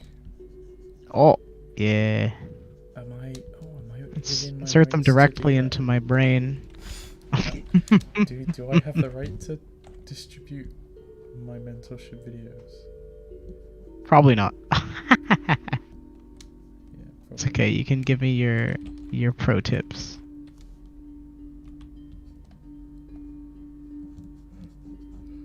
Pro tip number 1. When painting from your imagination, do not put stress on yourself to paint cowboys. Don't paint figures. No, cowboys specifically. Ah, just cowboys. I see. Just cowboys. I'm glad that was your very widely applicable lesson. This was seriously something we spoke about though, which was when you are painting from your imagination as a concept artist, you, at least I, tend to put a lot of pressure on myself to paint something cool, like a spaceship battle or cowboys or pirates or something. You know what I mean? Yeah. When actually, you know, I could paint anything. I could paint something really mundane and make it interesting instead. So I literally started painting like pigs in a little pig pen and stuff, and trying to compose it so that it looked interesting and the values worked together and that kind of thing. Yeah. I used to draw and paint chairs a lot. From your imagination. Or Yes. Yeah. chairs. And from life too. But a lot from imagination. Interesting. Any particular You'd think. reason why chairs? Well, here's the thing about chairs, right? Chairs have a lot of design to them because they need to be functional. Yeah. Right, there's a certain type of user that needs to use your chair. And they need to be a certain size. They need to do a certain job. Does the chair need to swivel? Does the chair need to be stationary? Is the chair too heavy to move? Is it stapled to the ground? Lots of there's a lot of lore you can get from something like a chair.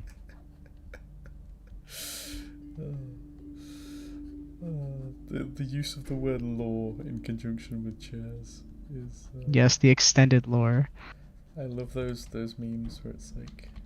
Yeah, random lore. just random law. The law of a Subway sandwich. It's like all the ingredients coming together from all over the place. Have you seen crab lore? I have not seen crab lore. Like how crabs evolved. It's really weird. Everything's evolving into crabs, basically, if you didn't know. I don't know if that's entirely accurate, but Everything's evolving back into crabs. Back to crabs because we didn't get enough of them the first time. we need more crabs. I think the moral of the story is that crocodilians haven't evolved for many centuries for a reason, and it's because they're already peak performance, especially given how round they are. Round? Yes. Crocodilians round?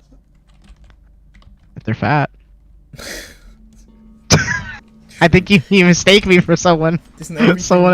round if it's fat? I hadn't considered that, to be honest. Well, a good gator is a fat gator, you know.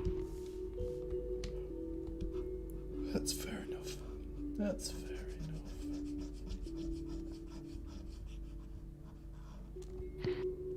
I mean, I've never seen a skinny gator and been like, that's a good gator, you know. I was looking at some gators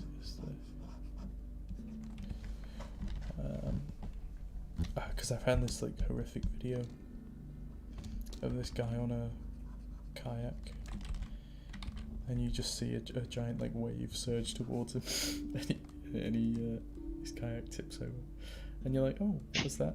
And it turns out it was an alligator. I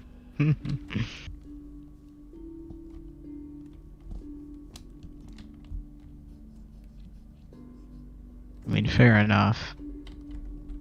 Fair enough.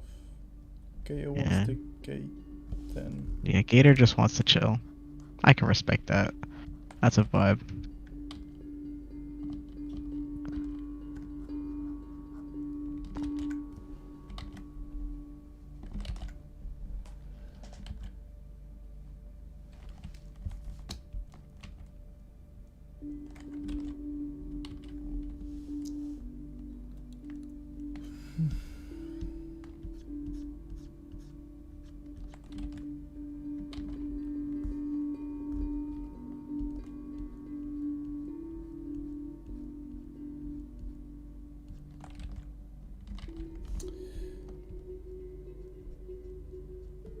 That hunting game I play had a new DLC recently with gators. Oh. So that's exciting.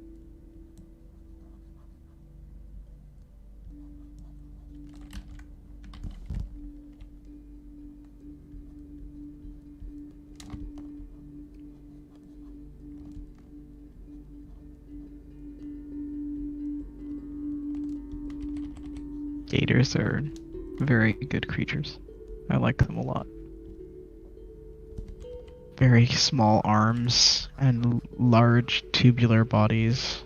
A very good shape for a creature. I like the word tubular. Yeah, it's a good word, eh? Very good word.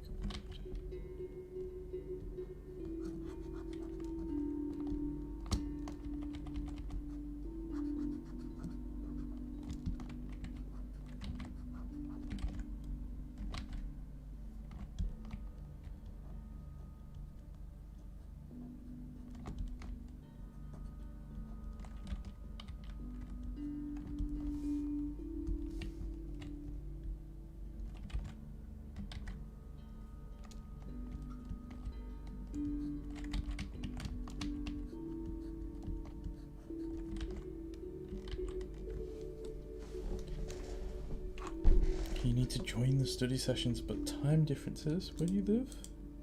Is that a creepy question?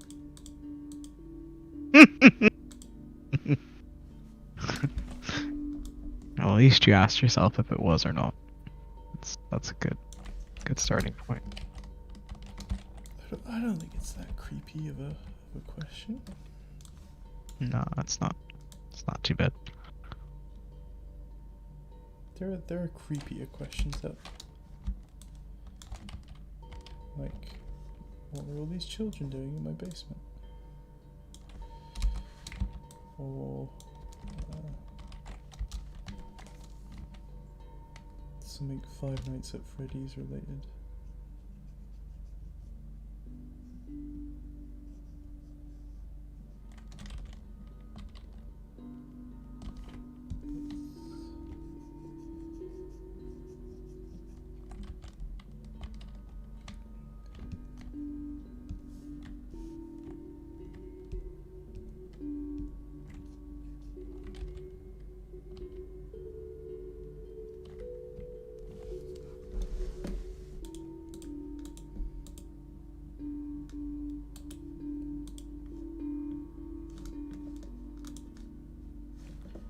Oh, you're in LA. I'm near LA too. But I also have a terrible sleep schedule, so. LA? Ugh, American. I never considered that you'd be American. What a terrifying prospect that is. I guess you're in the right place if you want to do concept art though. That's the benefit of it.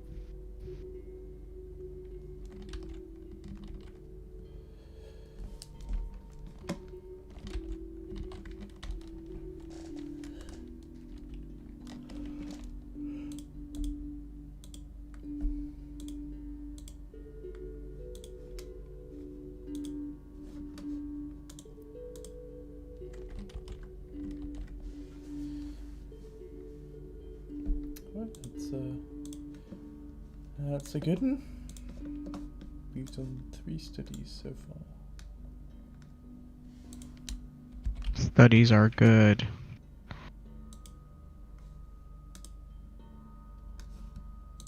But now if I go back to one of the ones I did earlier, probably won't like it as much. No, I still like them.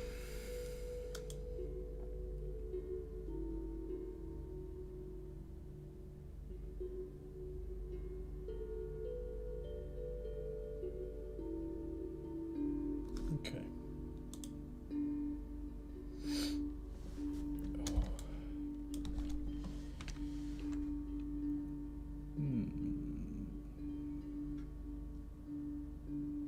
I'm gonna go and get myself a drink and whatnot and mute the stream. Okie dokie.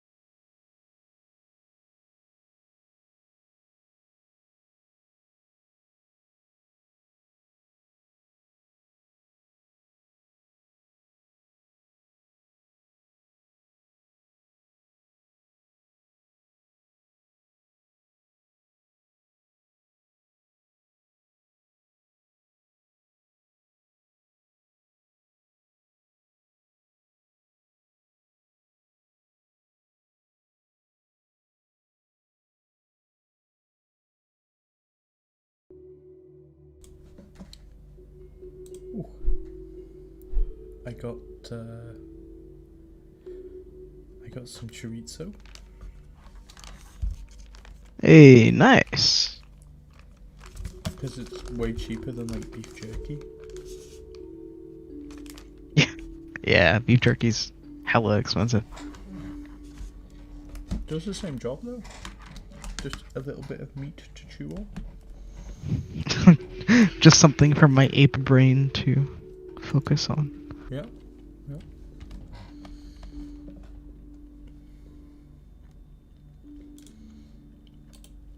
Let's get a new ref.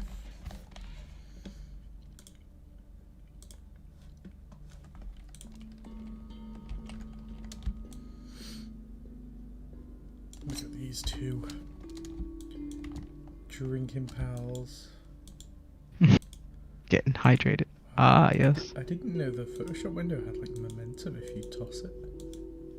Oh, it's you can disable it, and I would recommend you disable it because it will crash and then you won't be able to move your canvas. It'll freeze as an overlay. It's called flick panning. So you'd go to Edit, Preferences, Tools. It's on performance, I think. No, not performance. Is it tools? Preferences. It's in Preferences, Tools, and then it's under Overscroll. It's on the left side. Enable flick panning. You want to disable that. And then hit OK. Because I never really use the little hand to drag things about, but Yeah, if you do it, I use it all the time to drag around, and thus I have had many crashes with flick panning enabled. And every time you update Photoshop, they automatically re-enable it because they hate you. The classic strat of Photoshop. It is a classic Photoshop move, isn't it? Yeah, classic Photoshop move is getting worse with each update.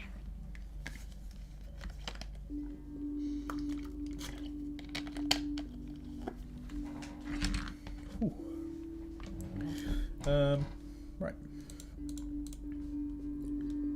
Boop. Something like that. Maybe a little bit darker. More blue.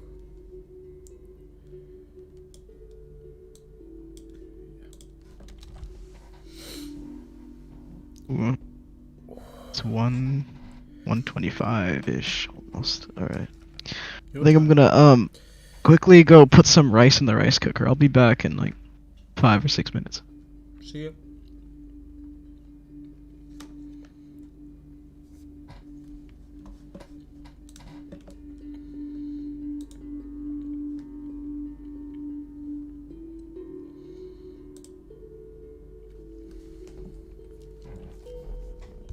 I'm now paranoid that people can hear me eating chorizo.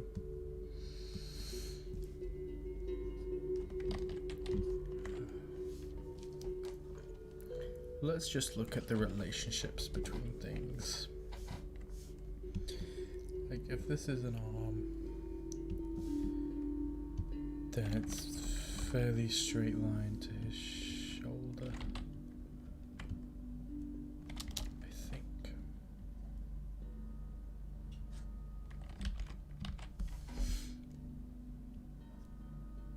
And then that is actually under his knuckle, and the line that his knuckles follow takes us over here to this little shot glass. It's like artistic Sudoku. Now that we have the shot glass, we can go up, and we're gonna get this little. That's underneath where his chin begins. The angle of his face is like that.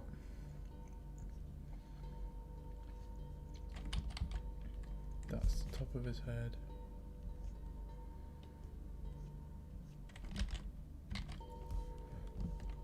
That's where his head comes out, and his face is at that angle.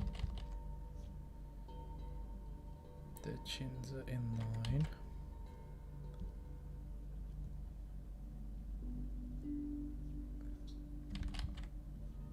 That's one nose.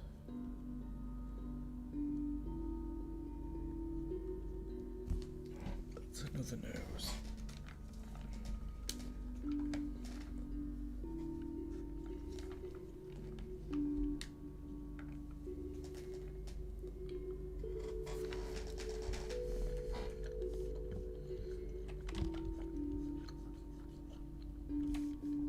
That line in the background relates to the back of his head.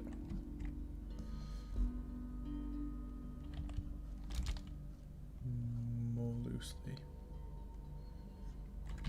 That's that.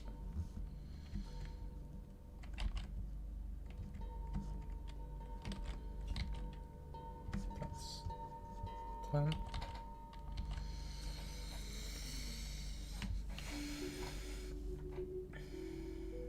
His head reaches the same level but at an angle, and then the back of his head is down here next to this hand, which is also where the bottom of his ear is. His jumper's below that.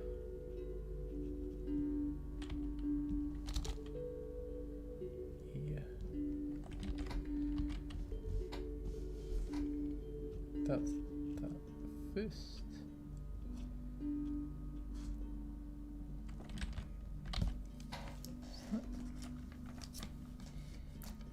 Little break for some chorizo.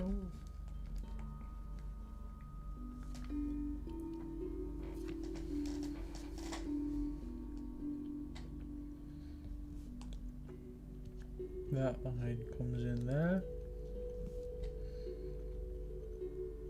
His chin.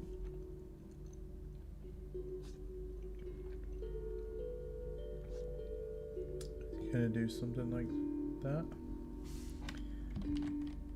which makes me think that that should be further back.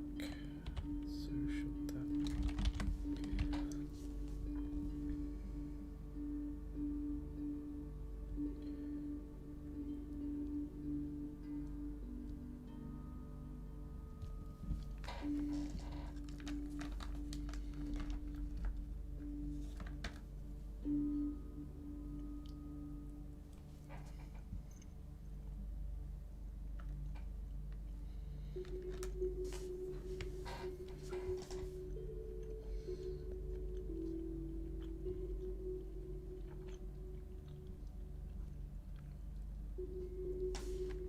Center of his knuckles. Look, his middle knuckle is this line.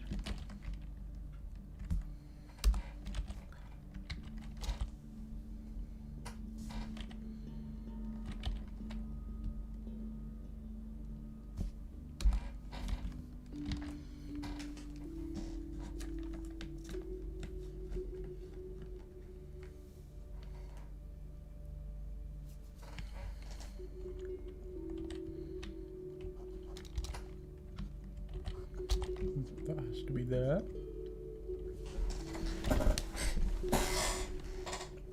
Similarly, the back of that table comes off there.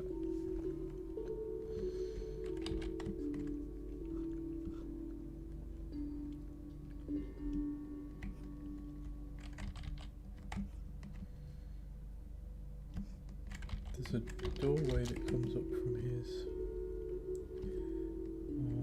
there, ends up there. Now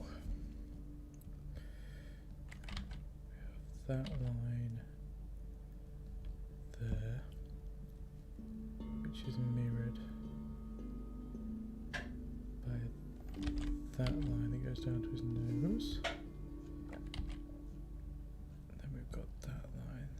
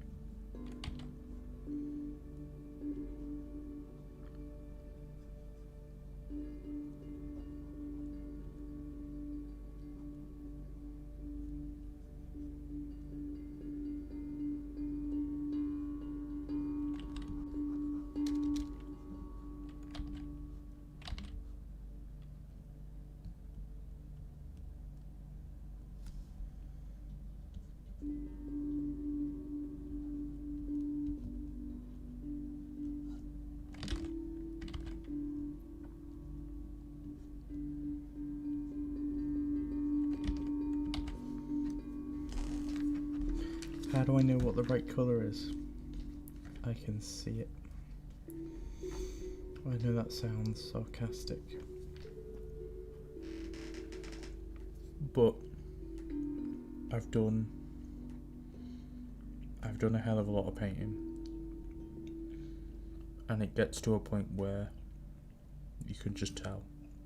I intuit what the right colour is. I think the first thing, if you were going to do it methodically, first thing you'd want to do is find out what value it is, so how light or dark it is, then the hue, and then once you had the hue, how saturated it was, so in that order.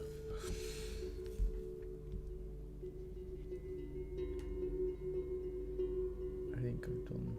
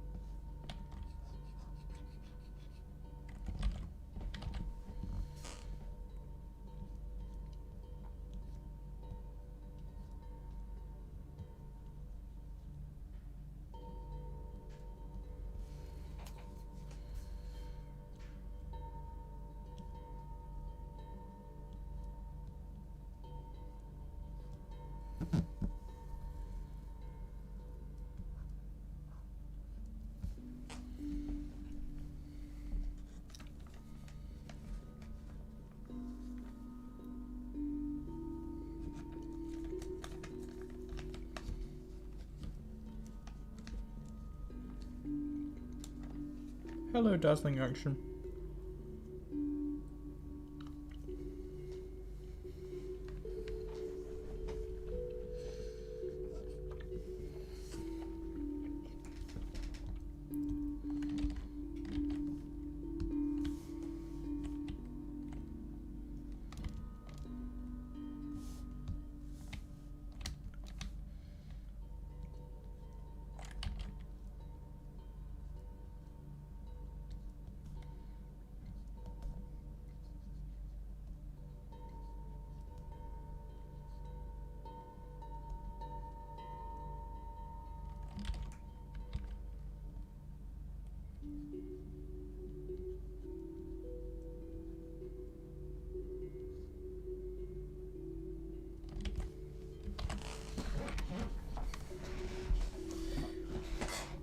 Message retracted? You retracted your hello? I didn't even know you could do that.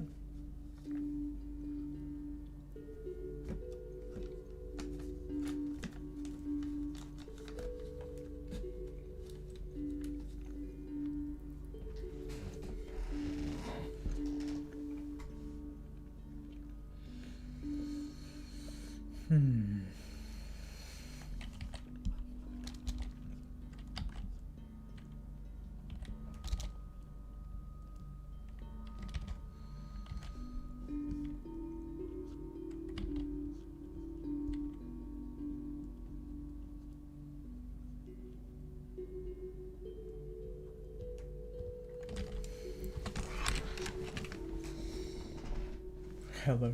Yes, yes, exactly. Let me scoff down the rest of my tribute. I am back. Hello. Welcome back. Ah, doing a drawing, eh? Yes. Nice. Not something I often do.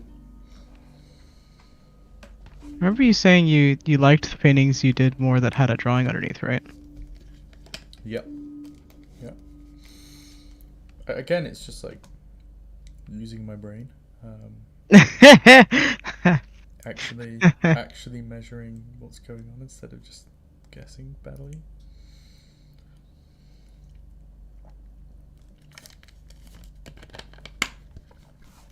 Yeah.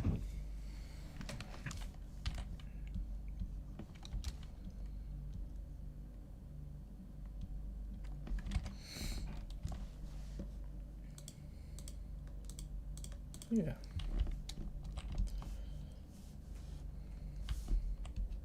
Acquired a bit of ham, so I'll just be eating some ham. Oh, bit of ham.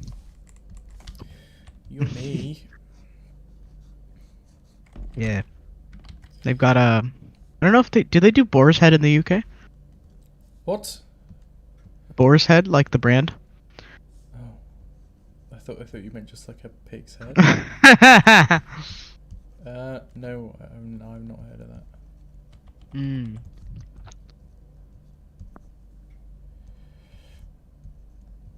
It's like a cold cuts, like sliced meat brand. And Yeah. they've got really lovely ham that's called honey maple ham. It's got like a sweet Is it on the edge? honey glaze. Yeah. Yeah. Yeah, we have a similar thing, just not that brand.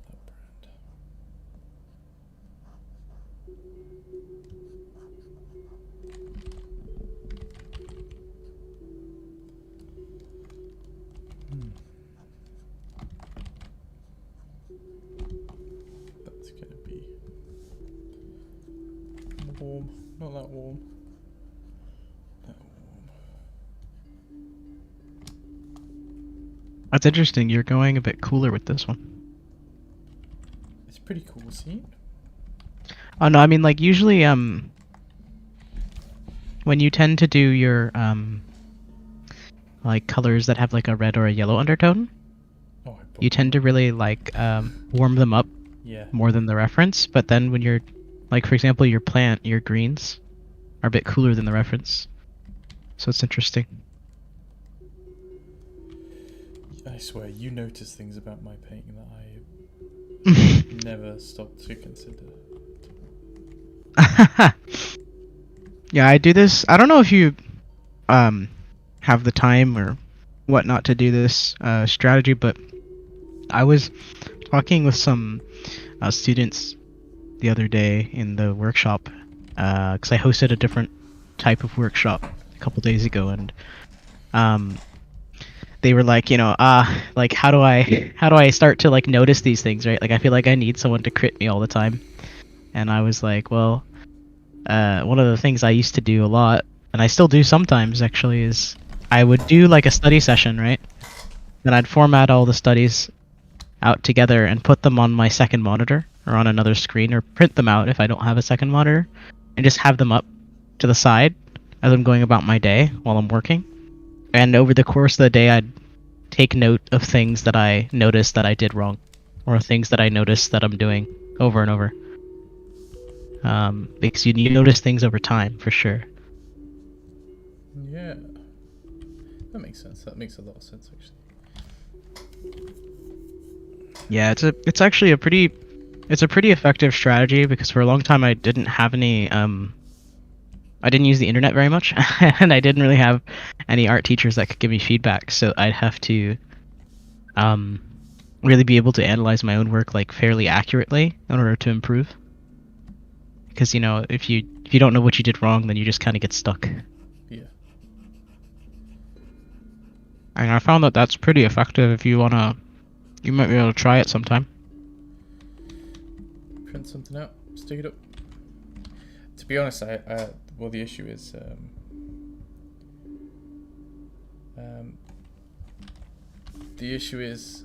my flat doesn't allow us to like stick things to the walls.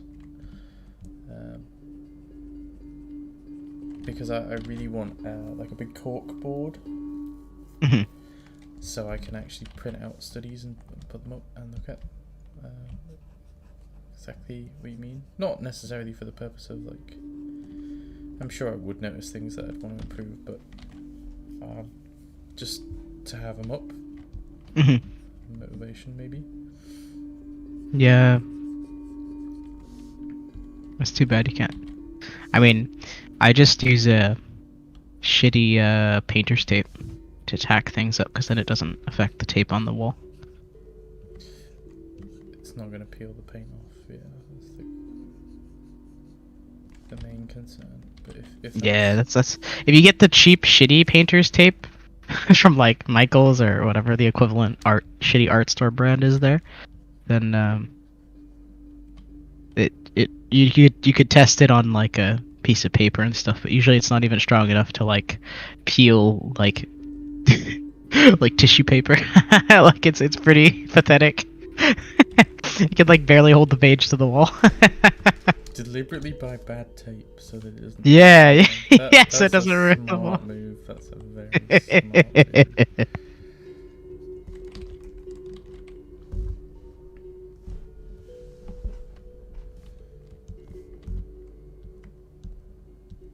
I also use a lot of rice tape, but it's hard to get. Rice tape? It's the kind of tape they start using for like washi tapes, except it's a different variant that's meant to be specifically for kind of like taping pages down together without damaging the paper, but still holding it firmly enough in place that you can work. You'd use it for like drafting and stuff. Like when I'm taping tracing paper over multiple layers of tracing paper to do like technical drawings and things, I use it. But it doesn't stick too well to like drywall because there's texture, so wouldn't be super helpful in this instance. But I use it a lot for when I'm doing like perspective drawings or like draftsman drawings, traditionally, like with ink and all that. Yeah. No, I have masking tape, but I don't know how good it would be at sticking something to my wall long term.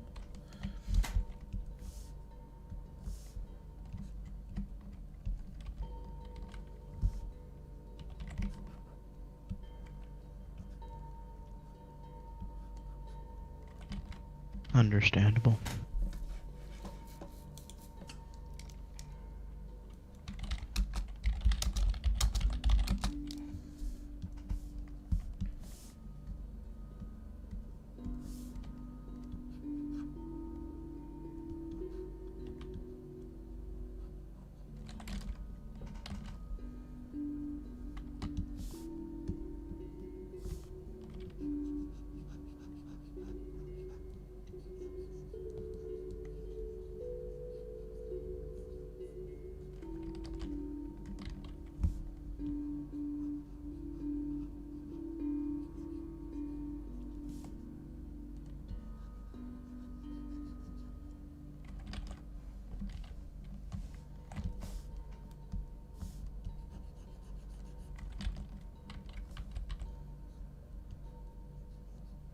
Oh, is the painting party... Wait.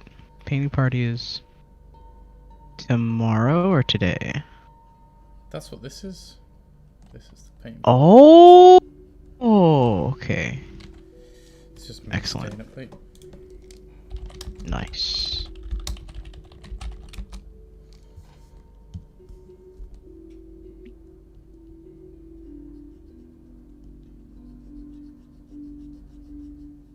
Yeah, I'll be hanging with you as long as I can, and then I gotta drive off to have a celebration. My friends from school, we finished term, so we're doing a potluck to make up for the fact we didn't celebrate Thanksgiving. Oh, that's nice.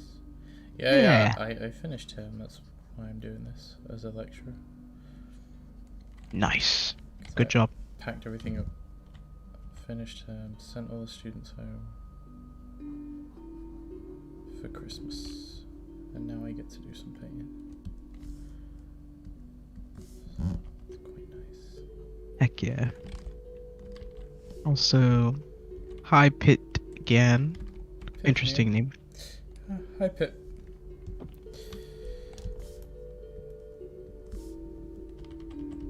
That looks like a TF2 sniper icon, so you're vibing in my book. Pit's got the world record on GeoGuessr. Ooh, nice. He's, I think he invented the game actually. Wow. Do you know what I have the world record for? Fastest time to eat a packet of Wotsits. Hey, you gotta hold that title strong, man. Someone had to do it. Exactly. Someone had to eat those Wotsits.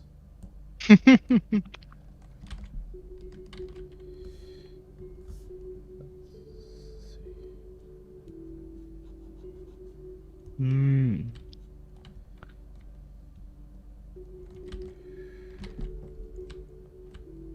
You know what's interesting about this one is you're because you started with that cool base, you're kind of leading cooler. It's you're you can see in the ref picture in there's a lot of reflected red in the shadows, which is making the like shadows on the shirt, for example, kind of have like a purple tint, and then it's also red in the shadows of the face and stuff. I think like also in the it's even reflecting red a bit into the yellow like set of shelves in the back right as well. Just if you just shoved some red on this, I think it might give you some fun colors to play with.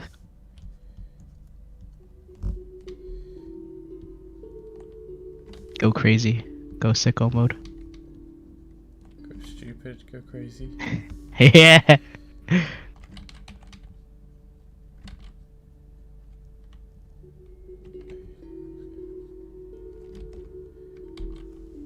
Interesting.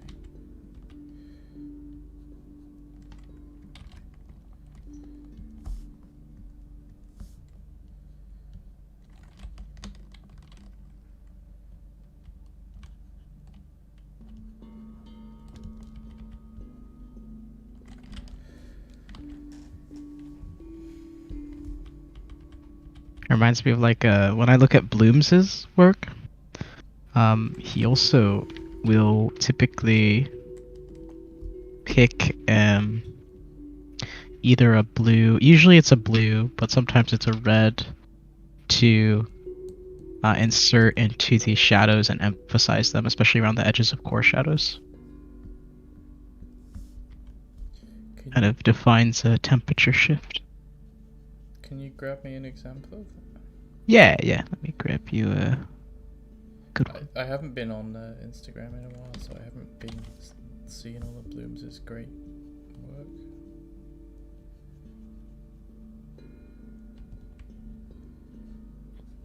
Yeah, I haven't been active on it. I just remember that feature as being something I quite noticed coming up a lot. Let's see.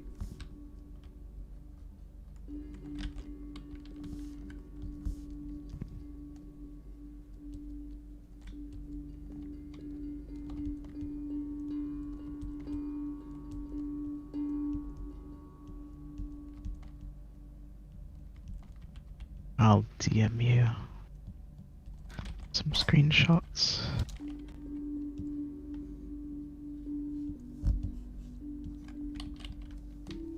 So that first one's got blue, and that second one's got kind of like a cool red. He's added in. Ooh. But he tends to do it with blue yeah. usually. Yeah. Yeah. Yeah. That blue is super obvious. Especially when like it's a little more subtle in like ones like this.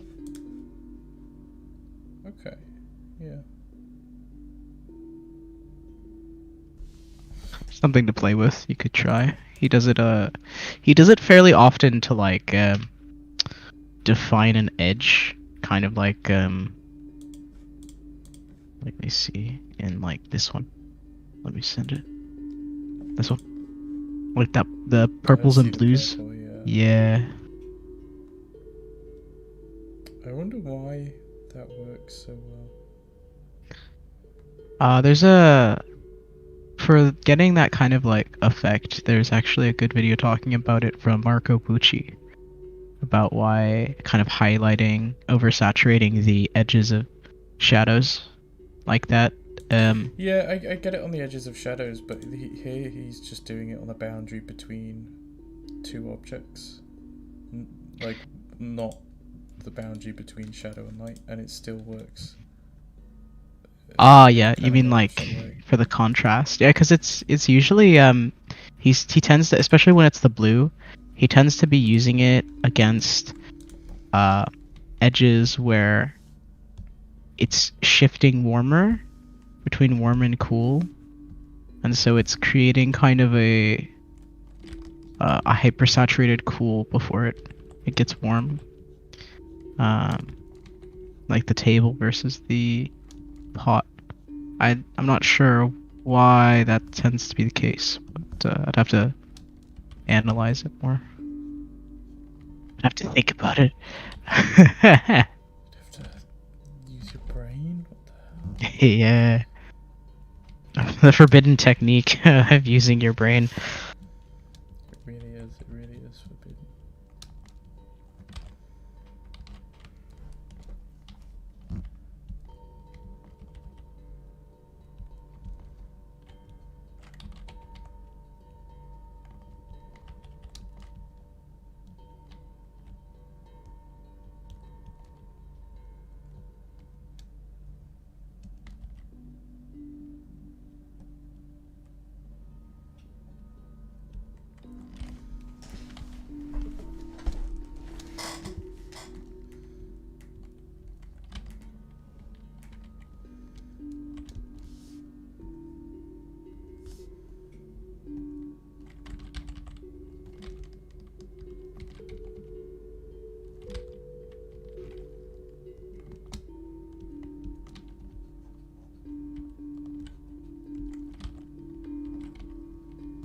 Honestly, like that strat of just adding in kind of like a seemingly random color to sort of create distinction between areas is something I do a lot more from imagination than I ever do from reference. Because I'm looking at references, I'm like, I'm studying what's there, not what's not there. But then when I'm working for imagination, I have my color swatches out, and I'm like, I'll just put some of this ugly green and see what happens. Yeah, I was doing a self-portrait not long ago. I could probably bring it up. Ooh. I was messing with putting colour places. Exactly what we've been talking about. So like, just blues on the boundary between things. Blues and reds and greens and whatever else.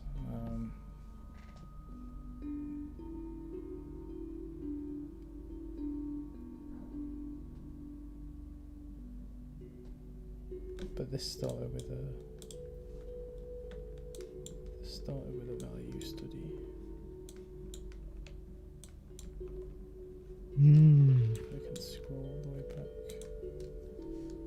started with 2 values, 3 values, 4 values. Smooth, appropriate edges. Color on top. And then adding in detail, lowering that bright value because it's stupidly bright. And then just, I never usually paint for that long. Like I kept coming back to it day after day. And just painting a little bit more. A little bit more.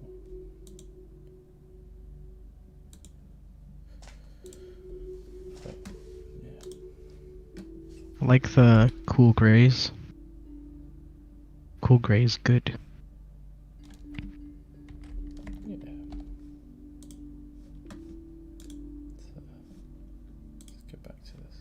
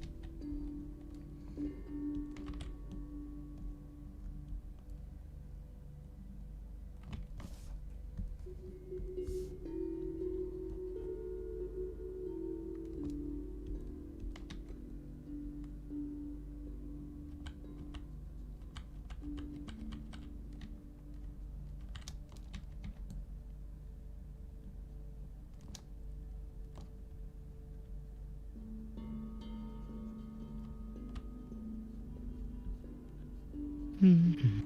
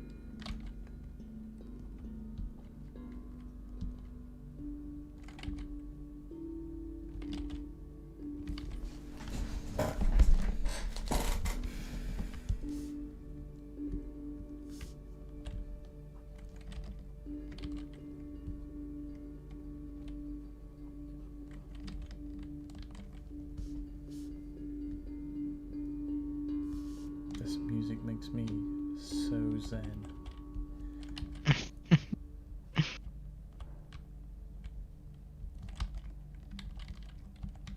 Ah, yeah, it's pretty nice. It's got like a chill vibe. I've been listening to like jazz. We love a bit of jazz. Some jazz with rain noise in it. Oh. Ooh.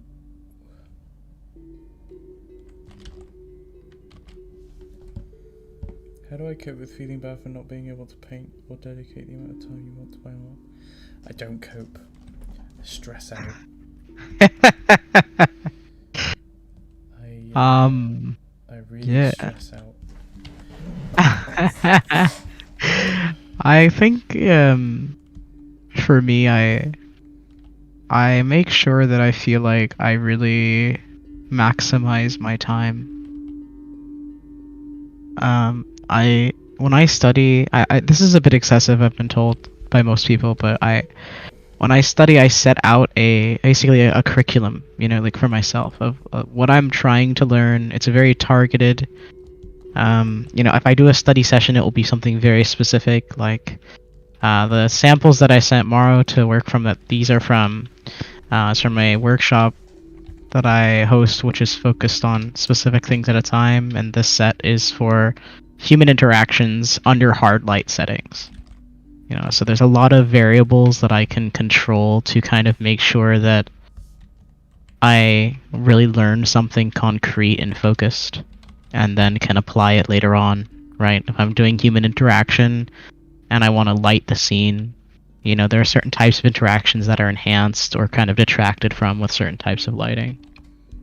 So it's that kind of thing I do all the time, even if I can only study like 3 hours in a week, right? That 3-hour session I hopefully learned many hours worth of work inside of.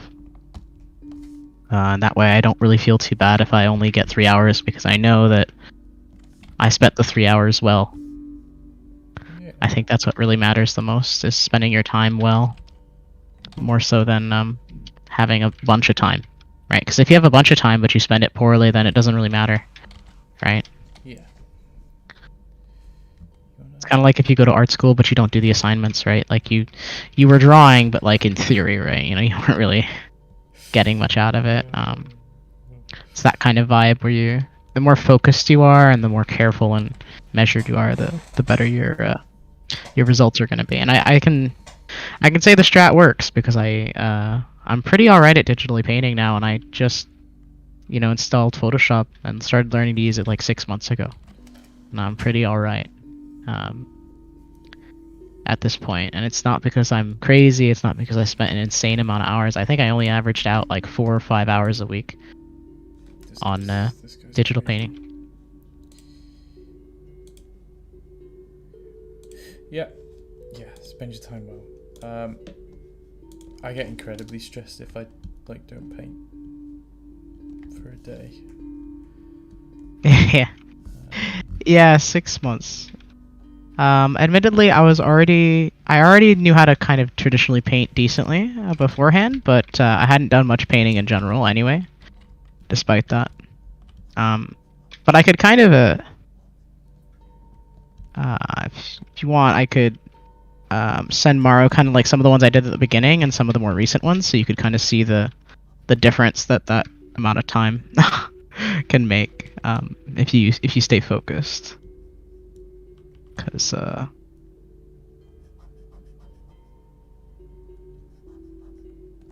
me.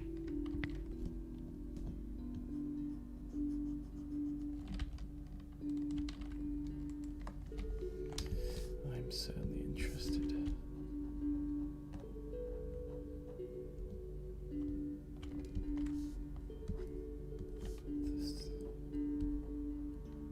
Yeah, these will be some repeats for you, Mara, but let me grab. These are ones from the beginning when I first started painting, and Let's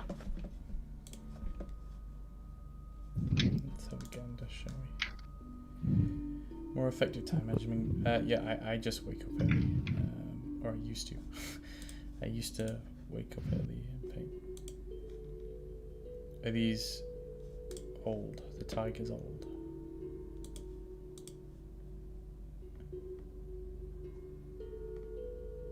there you go. I've sent you the earlier ones and then more recent ones. Actually, I can send another set of the more recent ones too. There's his earlier stuff. And let's grab the recent ones. There's some more recent stuff. I like these tractors. Oh, I very much like the chrome plane. The kitchens. Yeah. Very respectable improvement. Although I do still kind of like this bear. This little paw. He doesn't have a nose. I think that's why he looks really weird. Yeah. There you go.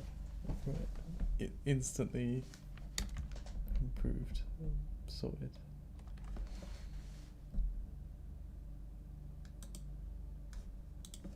Yeah, the bear is very funny. My friends passed that one around as a meme, like a crop of just the bear. Um, but yeah, the difference is pretty substantial, I think, for 6 months. It's very substantial, yeah.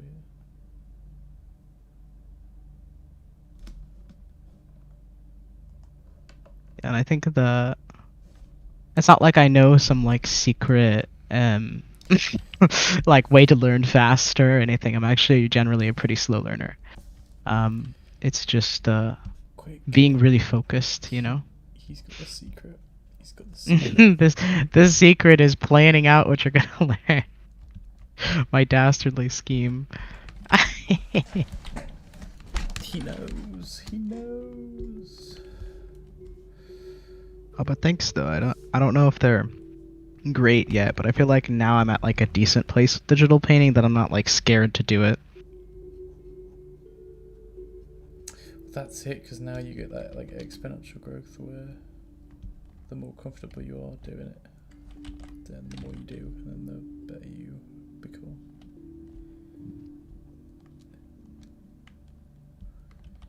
That's gonna be really Yeah. dark. Also, the cinematography shots from films I get from ShotDeck, which is like a paid service, but there's also Film Grab, and let me grab the other one that's free, because I forget the name. Oh yeah, it's called screenmusings.org is the other one. Which this one is... I'll put spaces so it doesn't get this one. But those are 3 sites where you can get good shots from movies. I think, honestly, like you can... A lot of images that I used to study are not from movies. They tend to be more candid shots of stuff. Less like framed, less composed intentionally, and I think that can help a lot too. Because there's a lot you can get from movie studies, right? Where you're studying something with a good composition, and therefore, if you mimic it exactly, you're gonna get a good composition image, right? But with photos, especially that are very like chaotic or have a lot of noise and negative features that you need to adjust, remove, change, shift, that is a really good challenge for yourself, where now you're being kind of asked to make a good painting out of a bad image. You know, of course you want something that has like remnants of usable stuff in it. But because otherwise you're just painting like actual shit. But it's good to have a bit of challenge every now and again with something that's not inherently going to be good. I think it's a really important thing to practice, because you're making your own decisions. I had a conversation with someone, and it was like, do you study other artists or do you study images? And the answer's both, obviously. Yeah. But they're under the impression that you should never study an image. You should always just study other artists so that you can figure out how they've like done it. But it's like, yeah, but at some point you're gonna want to do it yourself and make those decisions yourself. But like what you're gonna simplify, how you're gonna control the values, how you're gonna do all this, rather than copying someone else's.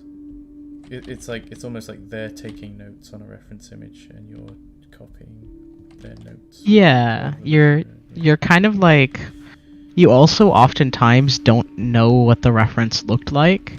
So you're playing a weird game of telephone where you have to make assumptions about their process and line of reasoning that if you don't already have a strong line of reasoning yourself, you're not going to be able to decode in any like useful way that you can actually apply to your own work. You know, it's kind of like if I was trying to practice doing like line art, like inking, right? And I just studied a bunch of other artists, and was maybe all these artists just draw like characters, right? Now I have to go line draw like a shelf or a car. it's very likely that I won't really know how to approach it because I haven't been literally told how to do it. And it's much more useful in a lot of cases to actually have some experience and understanding of how line drawing works, how inking works, how line weight and texture and all that stuff affects your work before you go study. Because now, if I know how that stuff works, the mechanics of it, and I go study from another artist, I can actually understand their reasoning, right? I can actually understand what decisions they're making and make similar or different decisions in my own work versus just thinking that that's the way it's supposed to be done in a kind of an arbitrary, contextless kind of way. Yeah, yeah. I've seen that issue come up a lot with people. A lot of people in the concept art industry, like that are students, study from Cedric, the Dishonored concept art. Ray Payreneth, or is Ray Payreneth? Yep. Yeah, I can't remember. Yeah, both Sergey and Cedric are the two main ones people look at who did all the character work. And it's really upsetting because a lot of people say, "Oh, I love all that texture," and it's like you're not really. The reason he's painting like that is not to generate texture. Like he's painting that way because he's generating certain approaches to plane changes and breaking up planes in interesting and abstracted ways of the face and of the character in general. That's why he's working in that weird kind of scratchy ways, because he's literally cutting in and out with shadow and value to create planes. It's not because he's creating texture. The texture is the side effect of the thought process. And so if you just went in and copied the texture, which everyone does, they're like, "Oh, I love the texture." You'll get kind of something. That's kind of not accurate. It's not really maintaining the features that make his work so solid. A lot of style comes down to side effect. Yeah. Right, like byproducts. It's kind of like how Devon stuff has this kind of like artifact, kind of some edges look compressed and stuff, and it's because he's increasing hard edges and using different brush types and all that kind of stuff. Aren't they simplifying stuff actually to create that effect? Yeah. A lot of the time, yeah. A lot of the time, stylization is simplification and translation. I think are the two components of style. Is simplifying information you know or see, but then also translating that into a medium where it can be understood. So there's two steps that you need to really understand first. And if you don't have either, then you're drawing like, I don't know, wonky anime girls or whatever the kids are into. I think that is what the kids are into.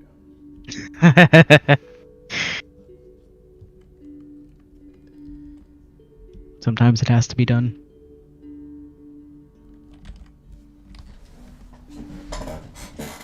Oh god, that's the issue with drawing for a while for me.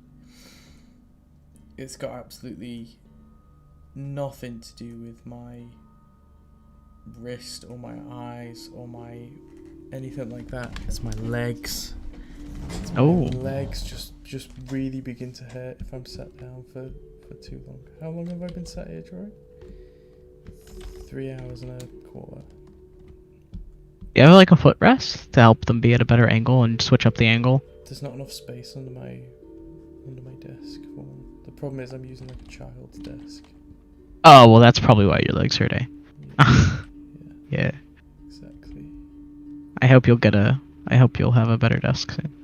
For Christmas, yeah. Yeah. Oh, send me a desk. Shipping to the UK rates, are you kidding? Better off sending you a fucking live tarantula. Be cheaper. Ship a desk to the UK. I did take a small break earlier to eat some chorizo. That was fun.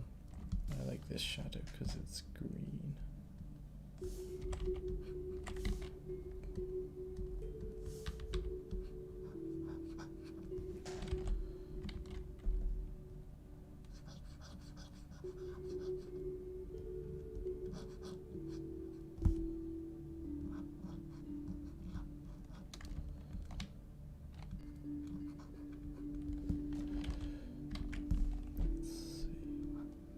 You know what? Mm. I'm such an idiot. I haven't even like announced that I'm streaming on Instagram or anything. Oh. Yeah, it happens sometimes.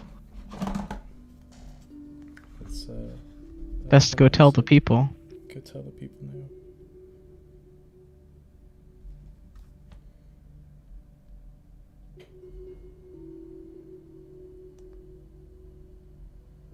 It's a bit late now, and it's 10:15. People are going to bed.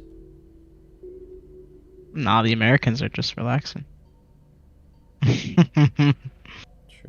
about the Americans. It's only 2 p.m. for us, so it's bright early afternoon. Let's put something on the old story. Hold on, can you not just take a photo for your story anymore? I don't know. I don't know how Instagram works very well. When I click story, it won't let me just like take a photo. It's been a weird update.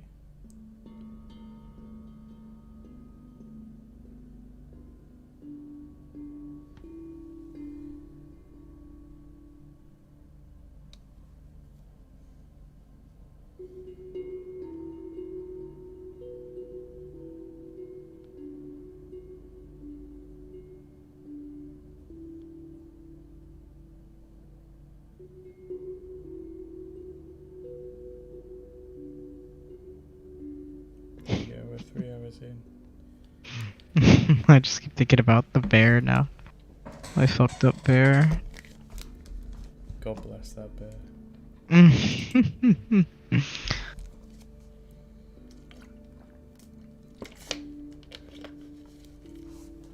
I've eaten all my chorizo. What else can I eat? I get very hungry when I'm drawing. I get very tired. I'm like every like 5 minutes I'm like debating if I should take a nap. I draw. I draw.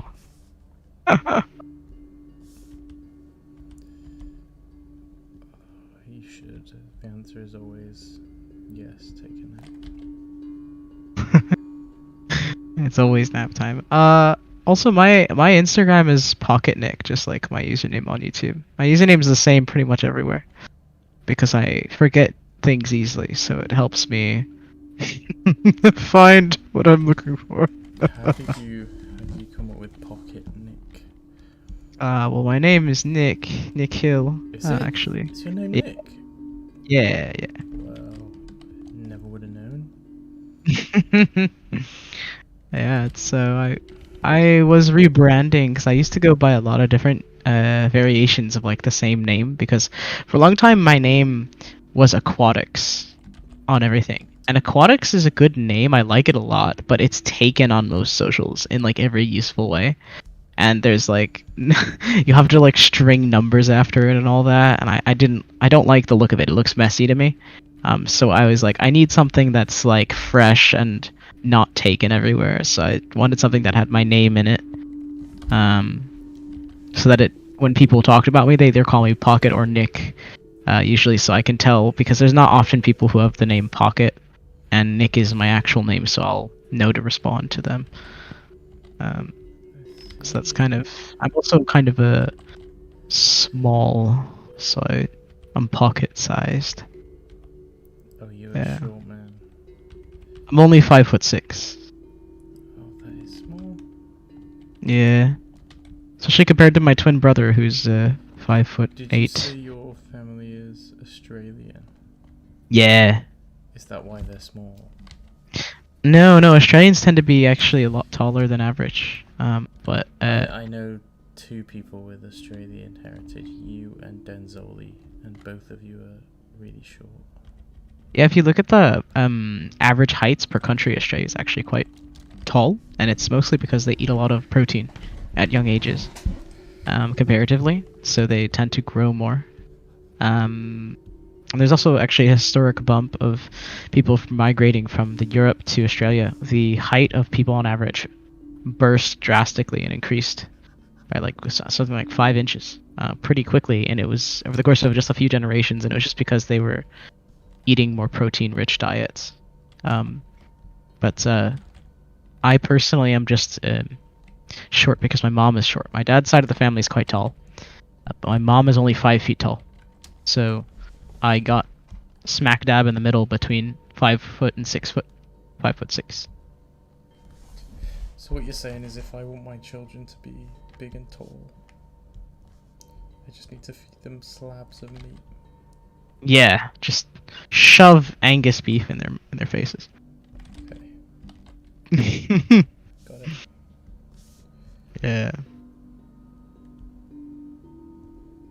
Also, sorry in advance to anyone who checks out my Instagram. I don't update any of my social media like ever, but I think there's monkey pictures on it, so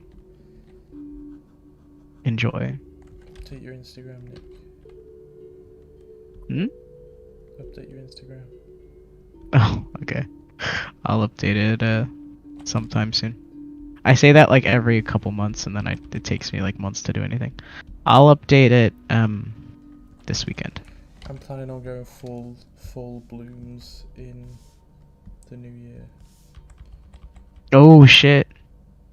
Like, Yeah, I'm gonna be grinding just- school, so I can't. But I want to be on that quest with you. I'll try to match you and do like a weekly roundup of studies, because I can't do every day. Yeah, but I want to do the blooms thing where you actually like write notes on them. I feel like one of the things that me and Devin have been working through that I am an idiot for is literally just like actually thinking while I'm pay attention to what it is I'm doing. And I think like actually keeping like a little diary and like writing notes on the thing I'm painting might help with it. Yeah, that sounds quite useful. I think by virtue of the fact I designed my lesson plans for myself so thoroughly, like usually I can look at my results and get what I need to from when I look at them. Yeah. But that kind of limits you a little bit though, because then you kind of do like one sort of thing at a time. But it's made my life a lot easier.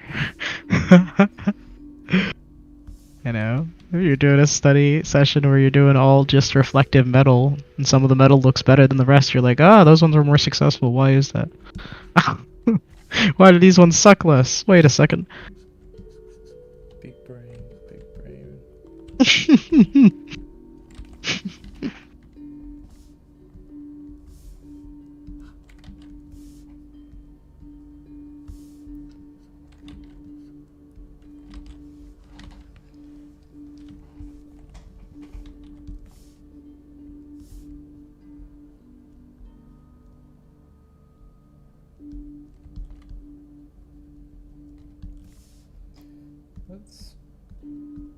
Let's try this thing.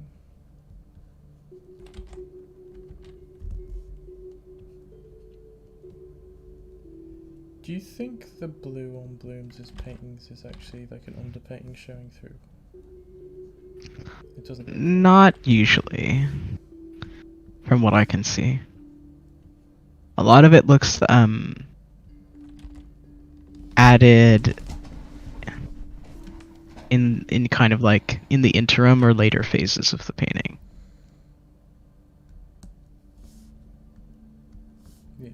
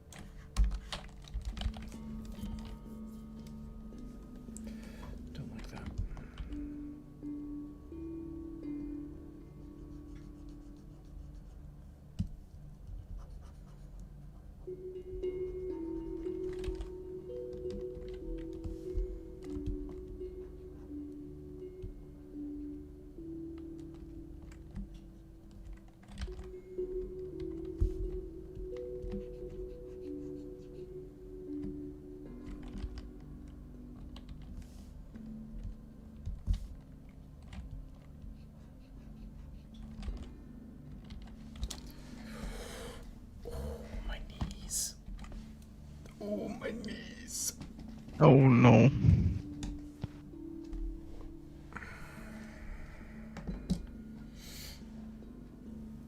Let's have a drink and rest my knees.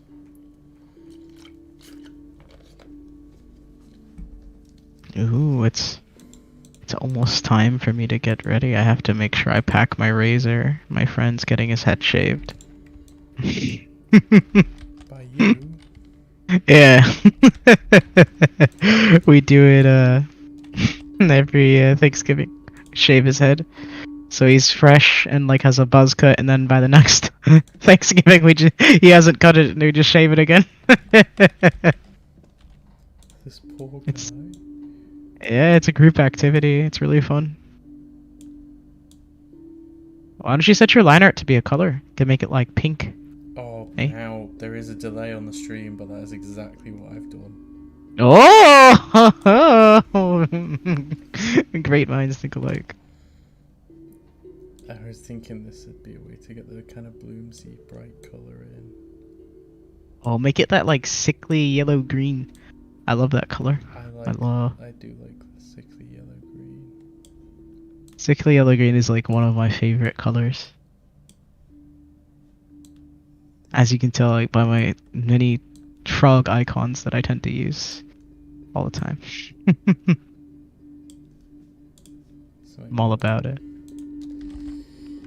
yeah, that's interesting. Maybe I do want to make it that like neon blue. Yeah, you can try whatever color. Currently the piece is pretty cool leaning, so having it be something warm could also add a pop to it, but I feel like honestly any color could kind of work as long as it fits what you're going for. I like that. I like that.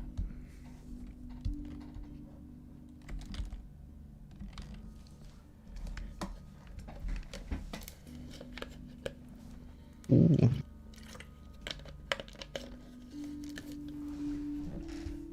Alrighty, the time has come. I must away to shave my friend and eat rice and pork. Don't say that. I must away to shave my friend. like they're an animal or something. Sometimes you have to keep your friends clean, you know? Keep them sharp. Okay. Well, you enjoy shaving your friend. Thank you for keeping me company. Thanks.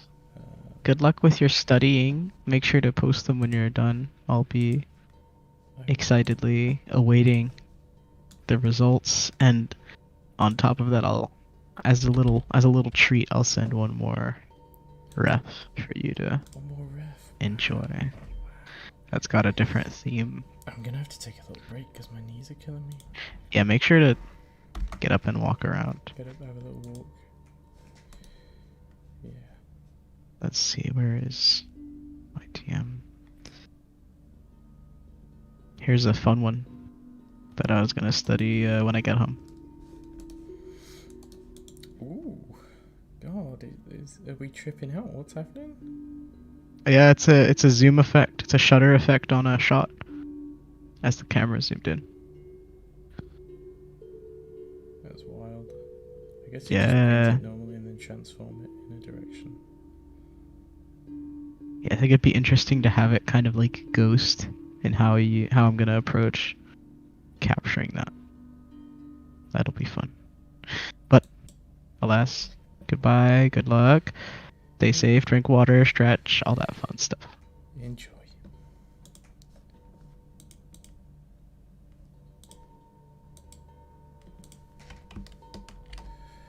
Ooh, look, we can actually colorize the background. As long as it's the same value. Like that.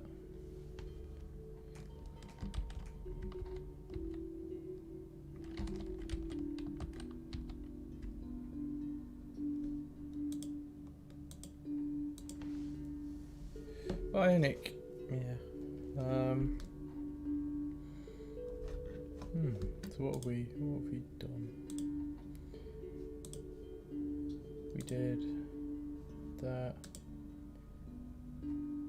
That I'm quite happy with. That. And that. Okay.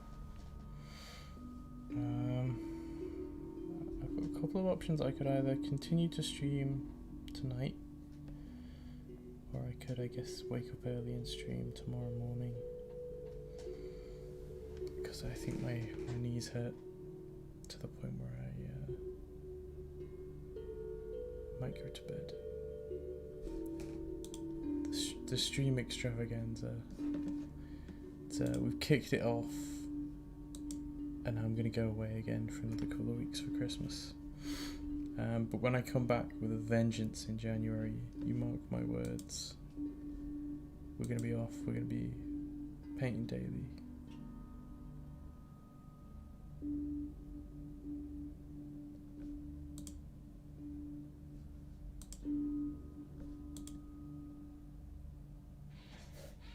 Yeah.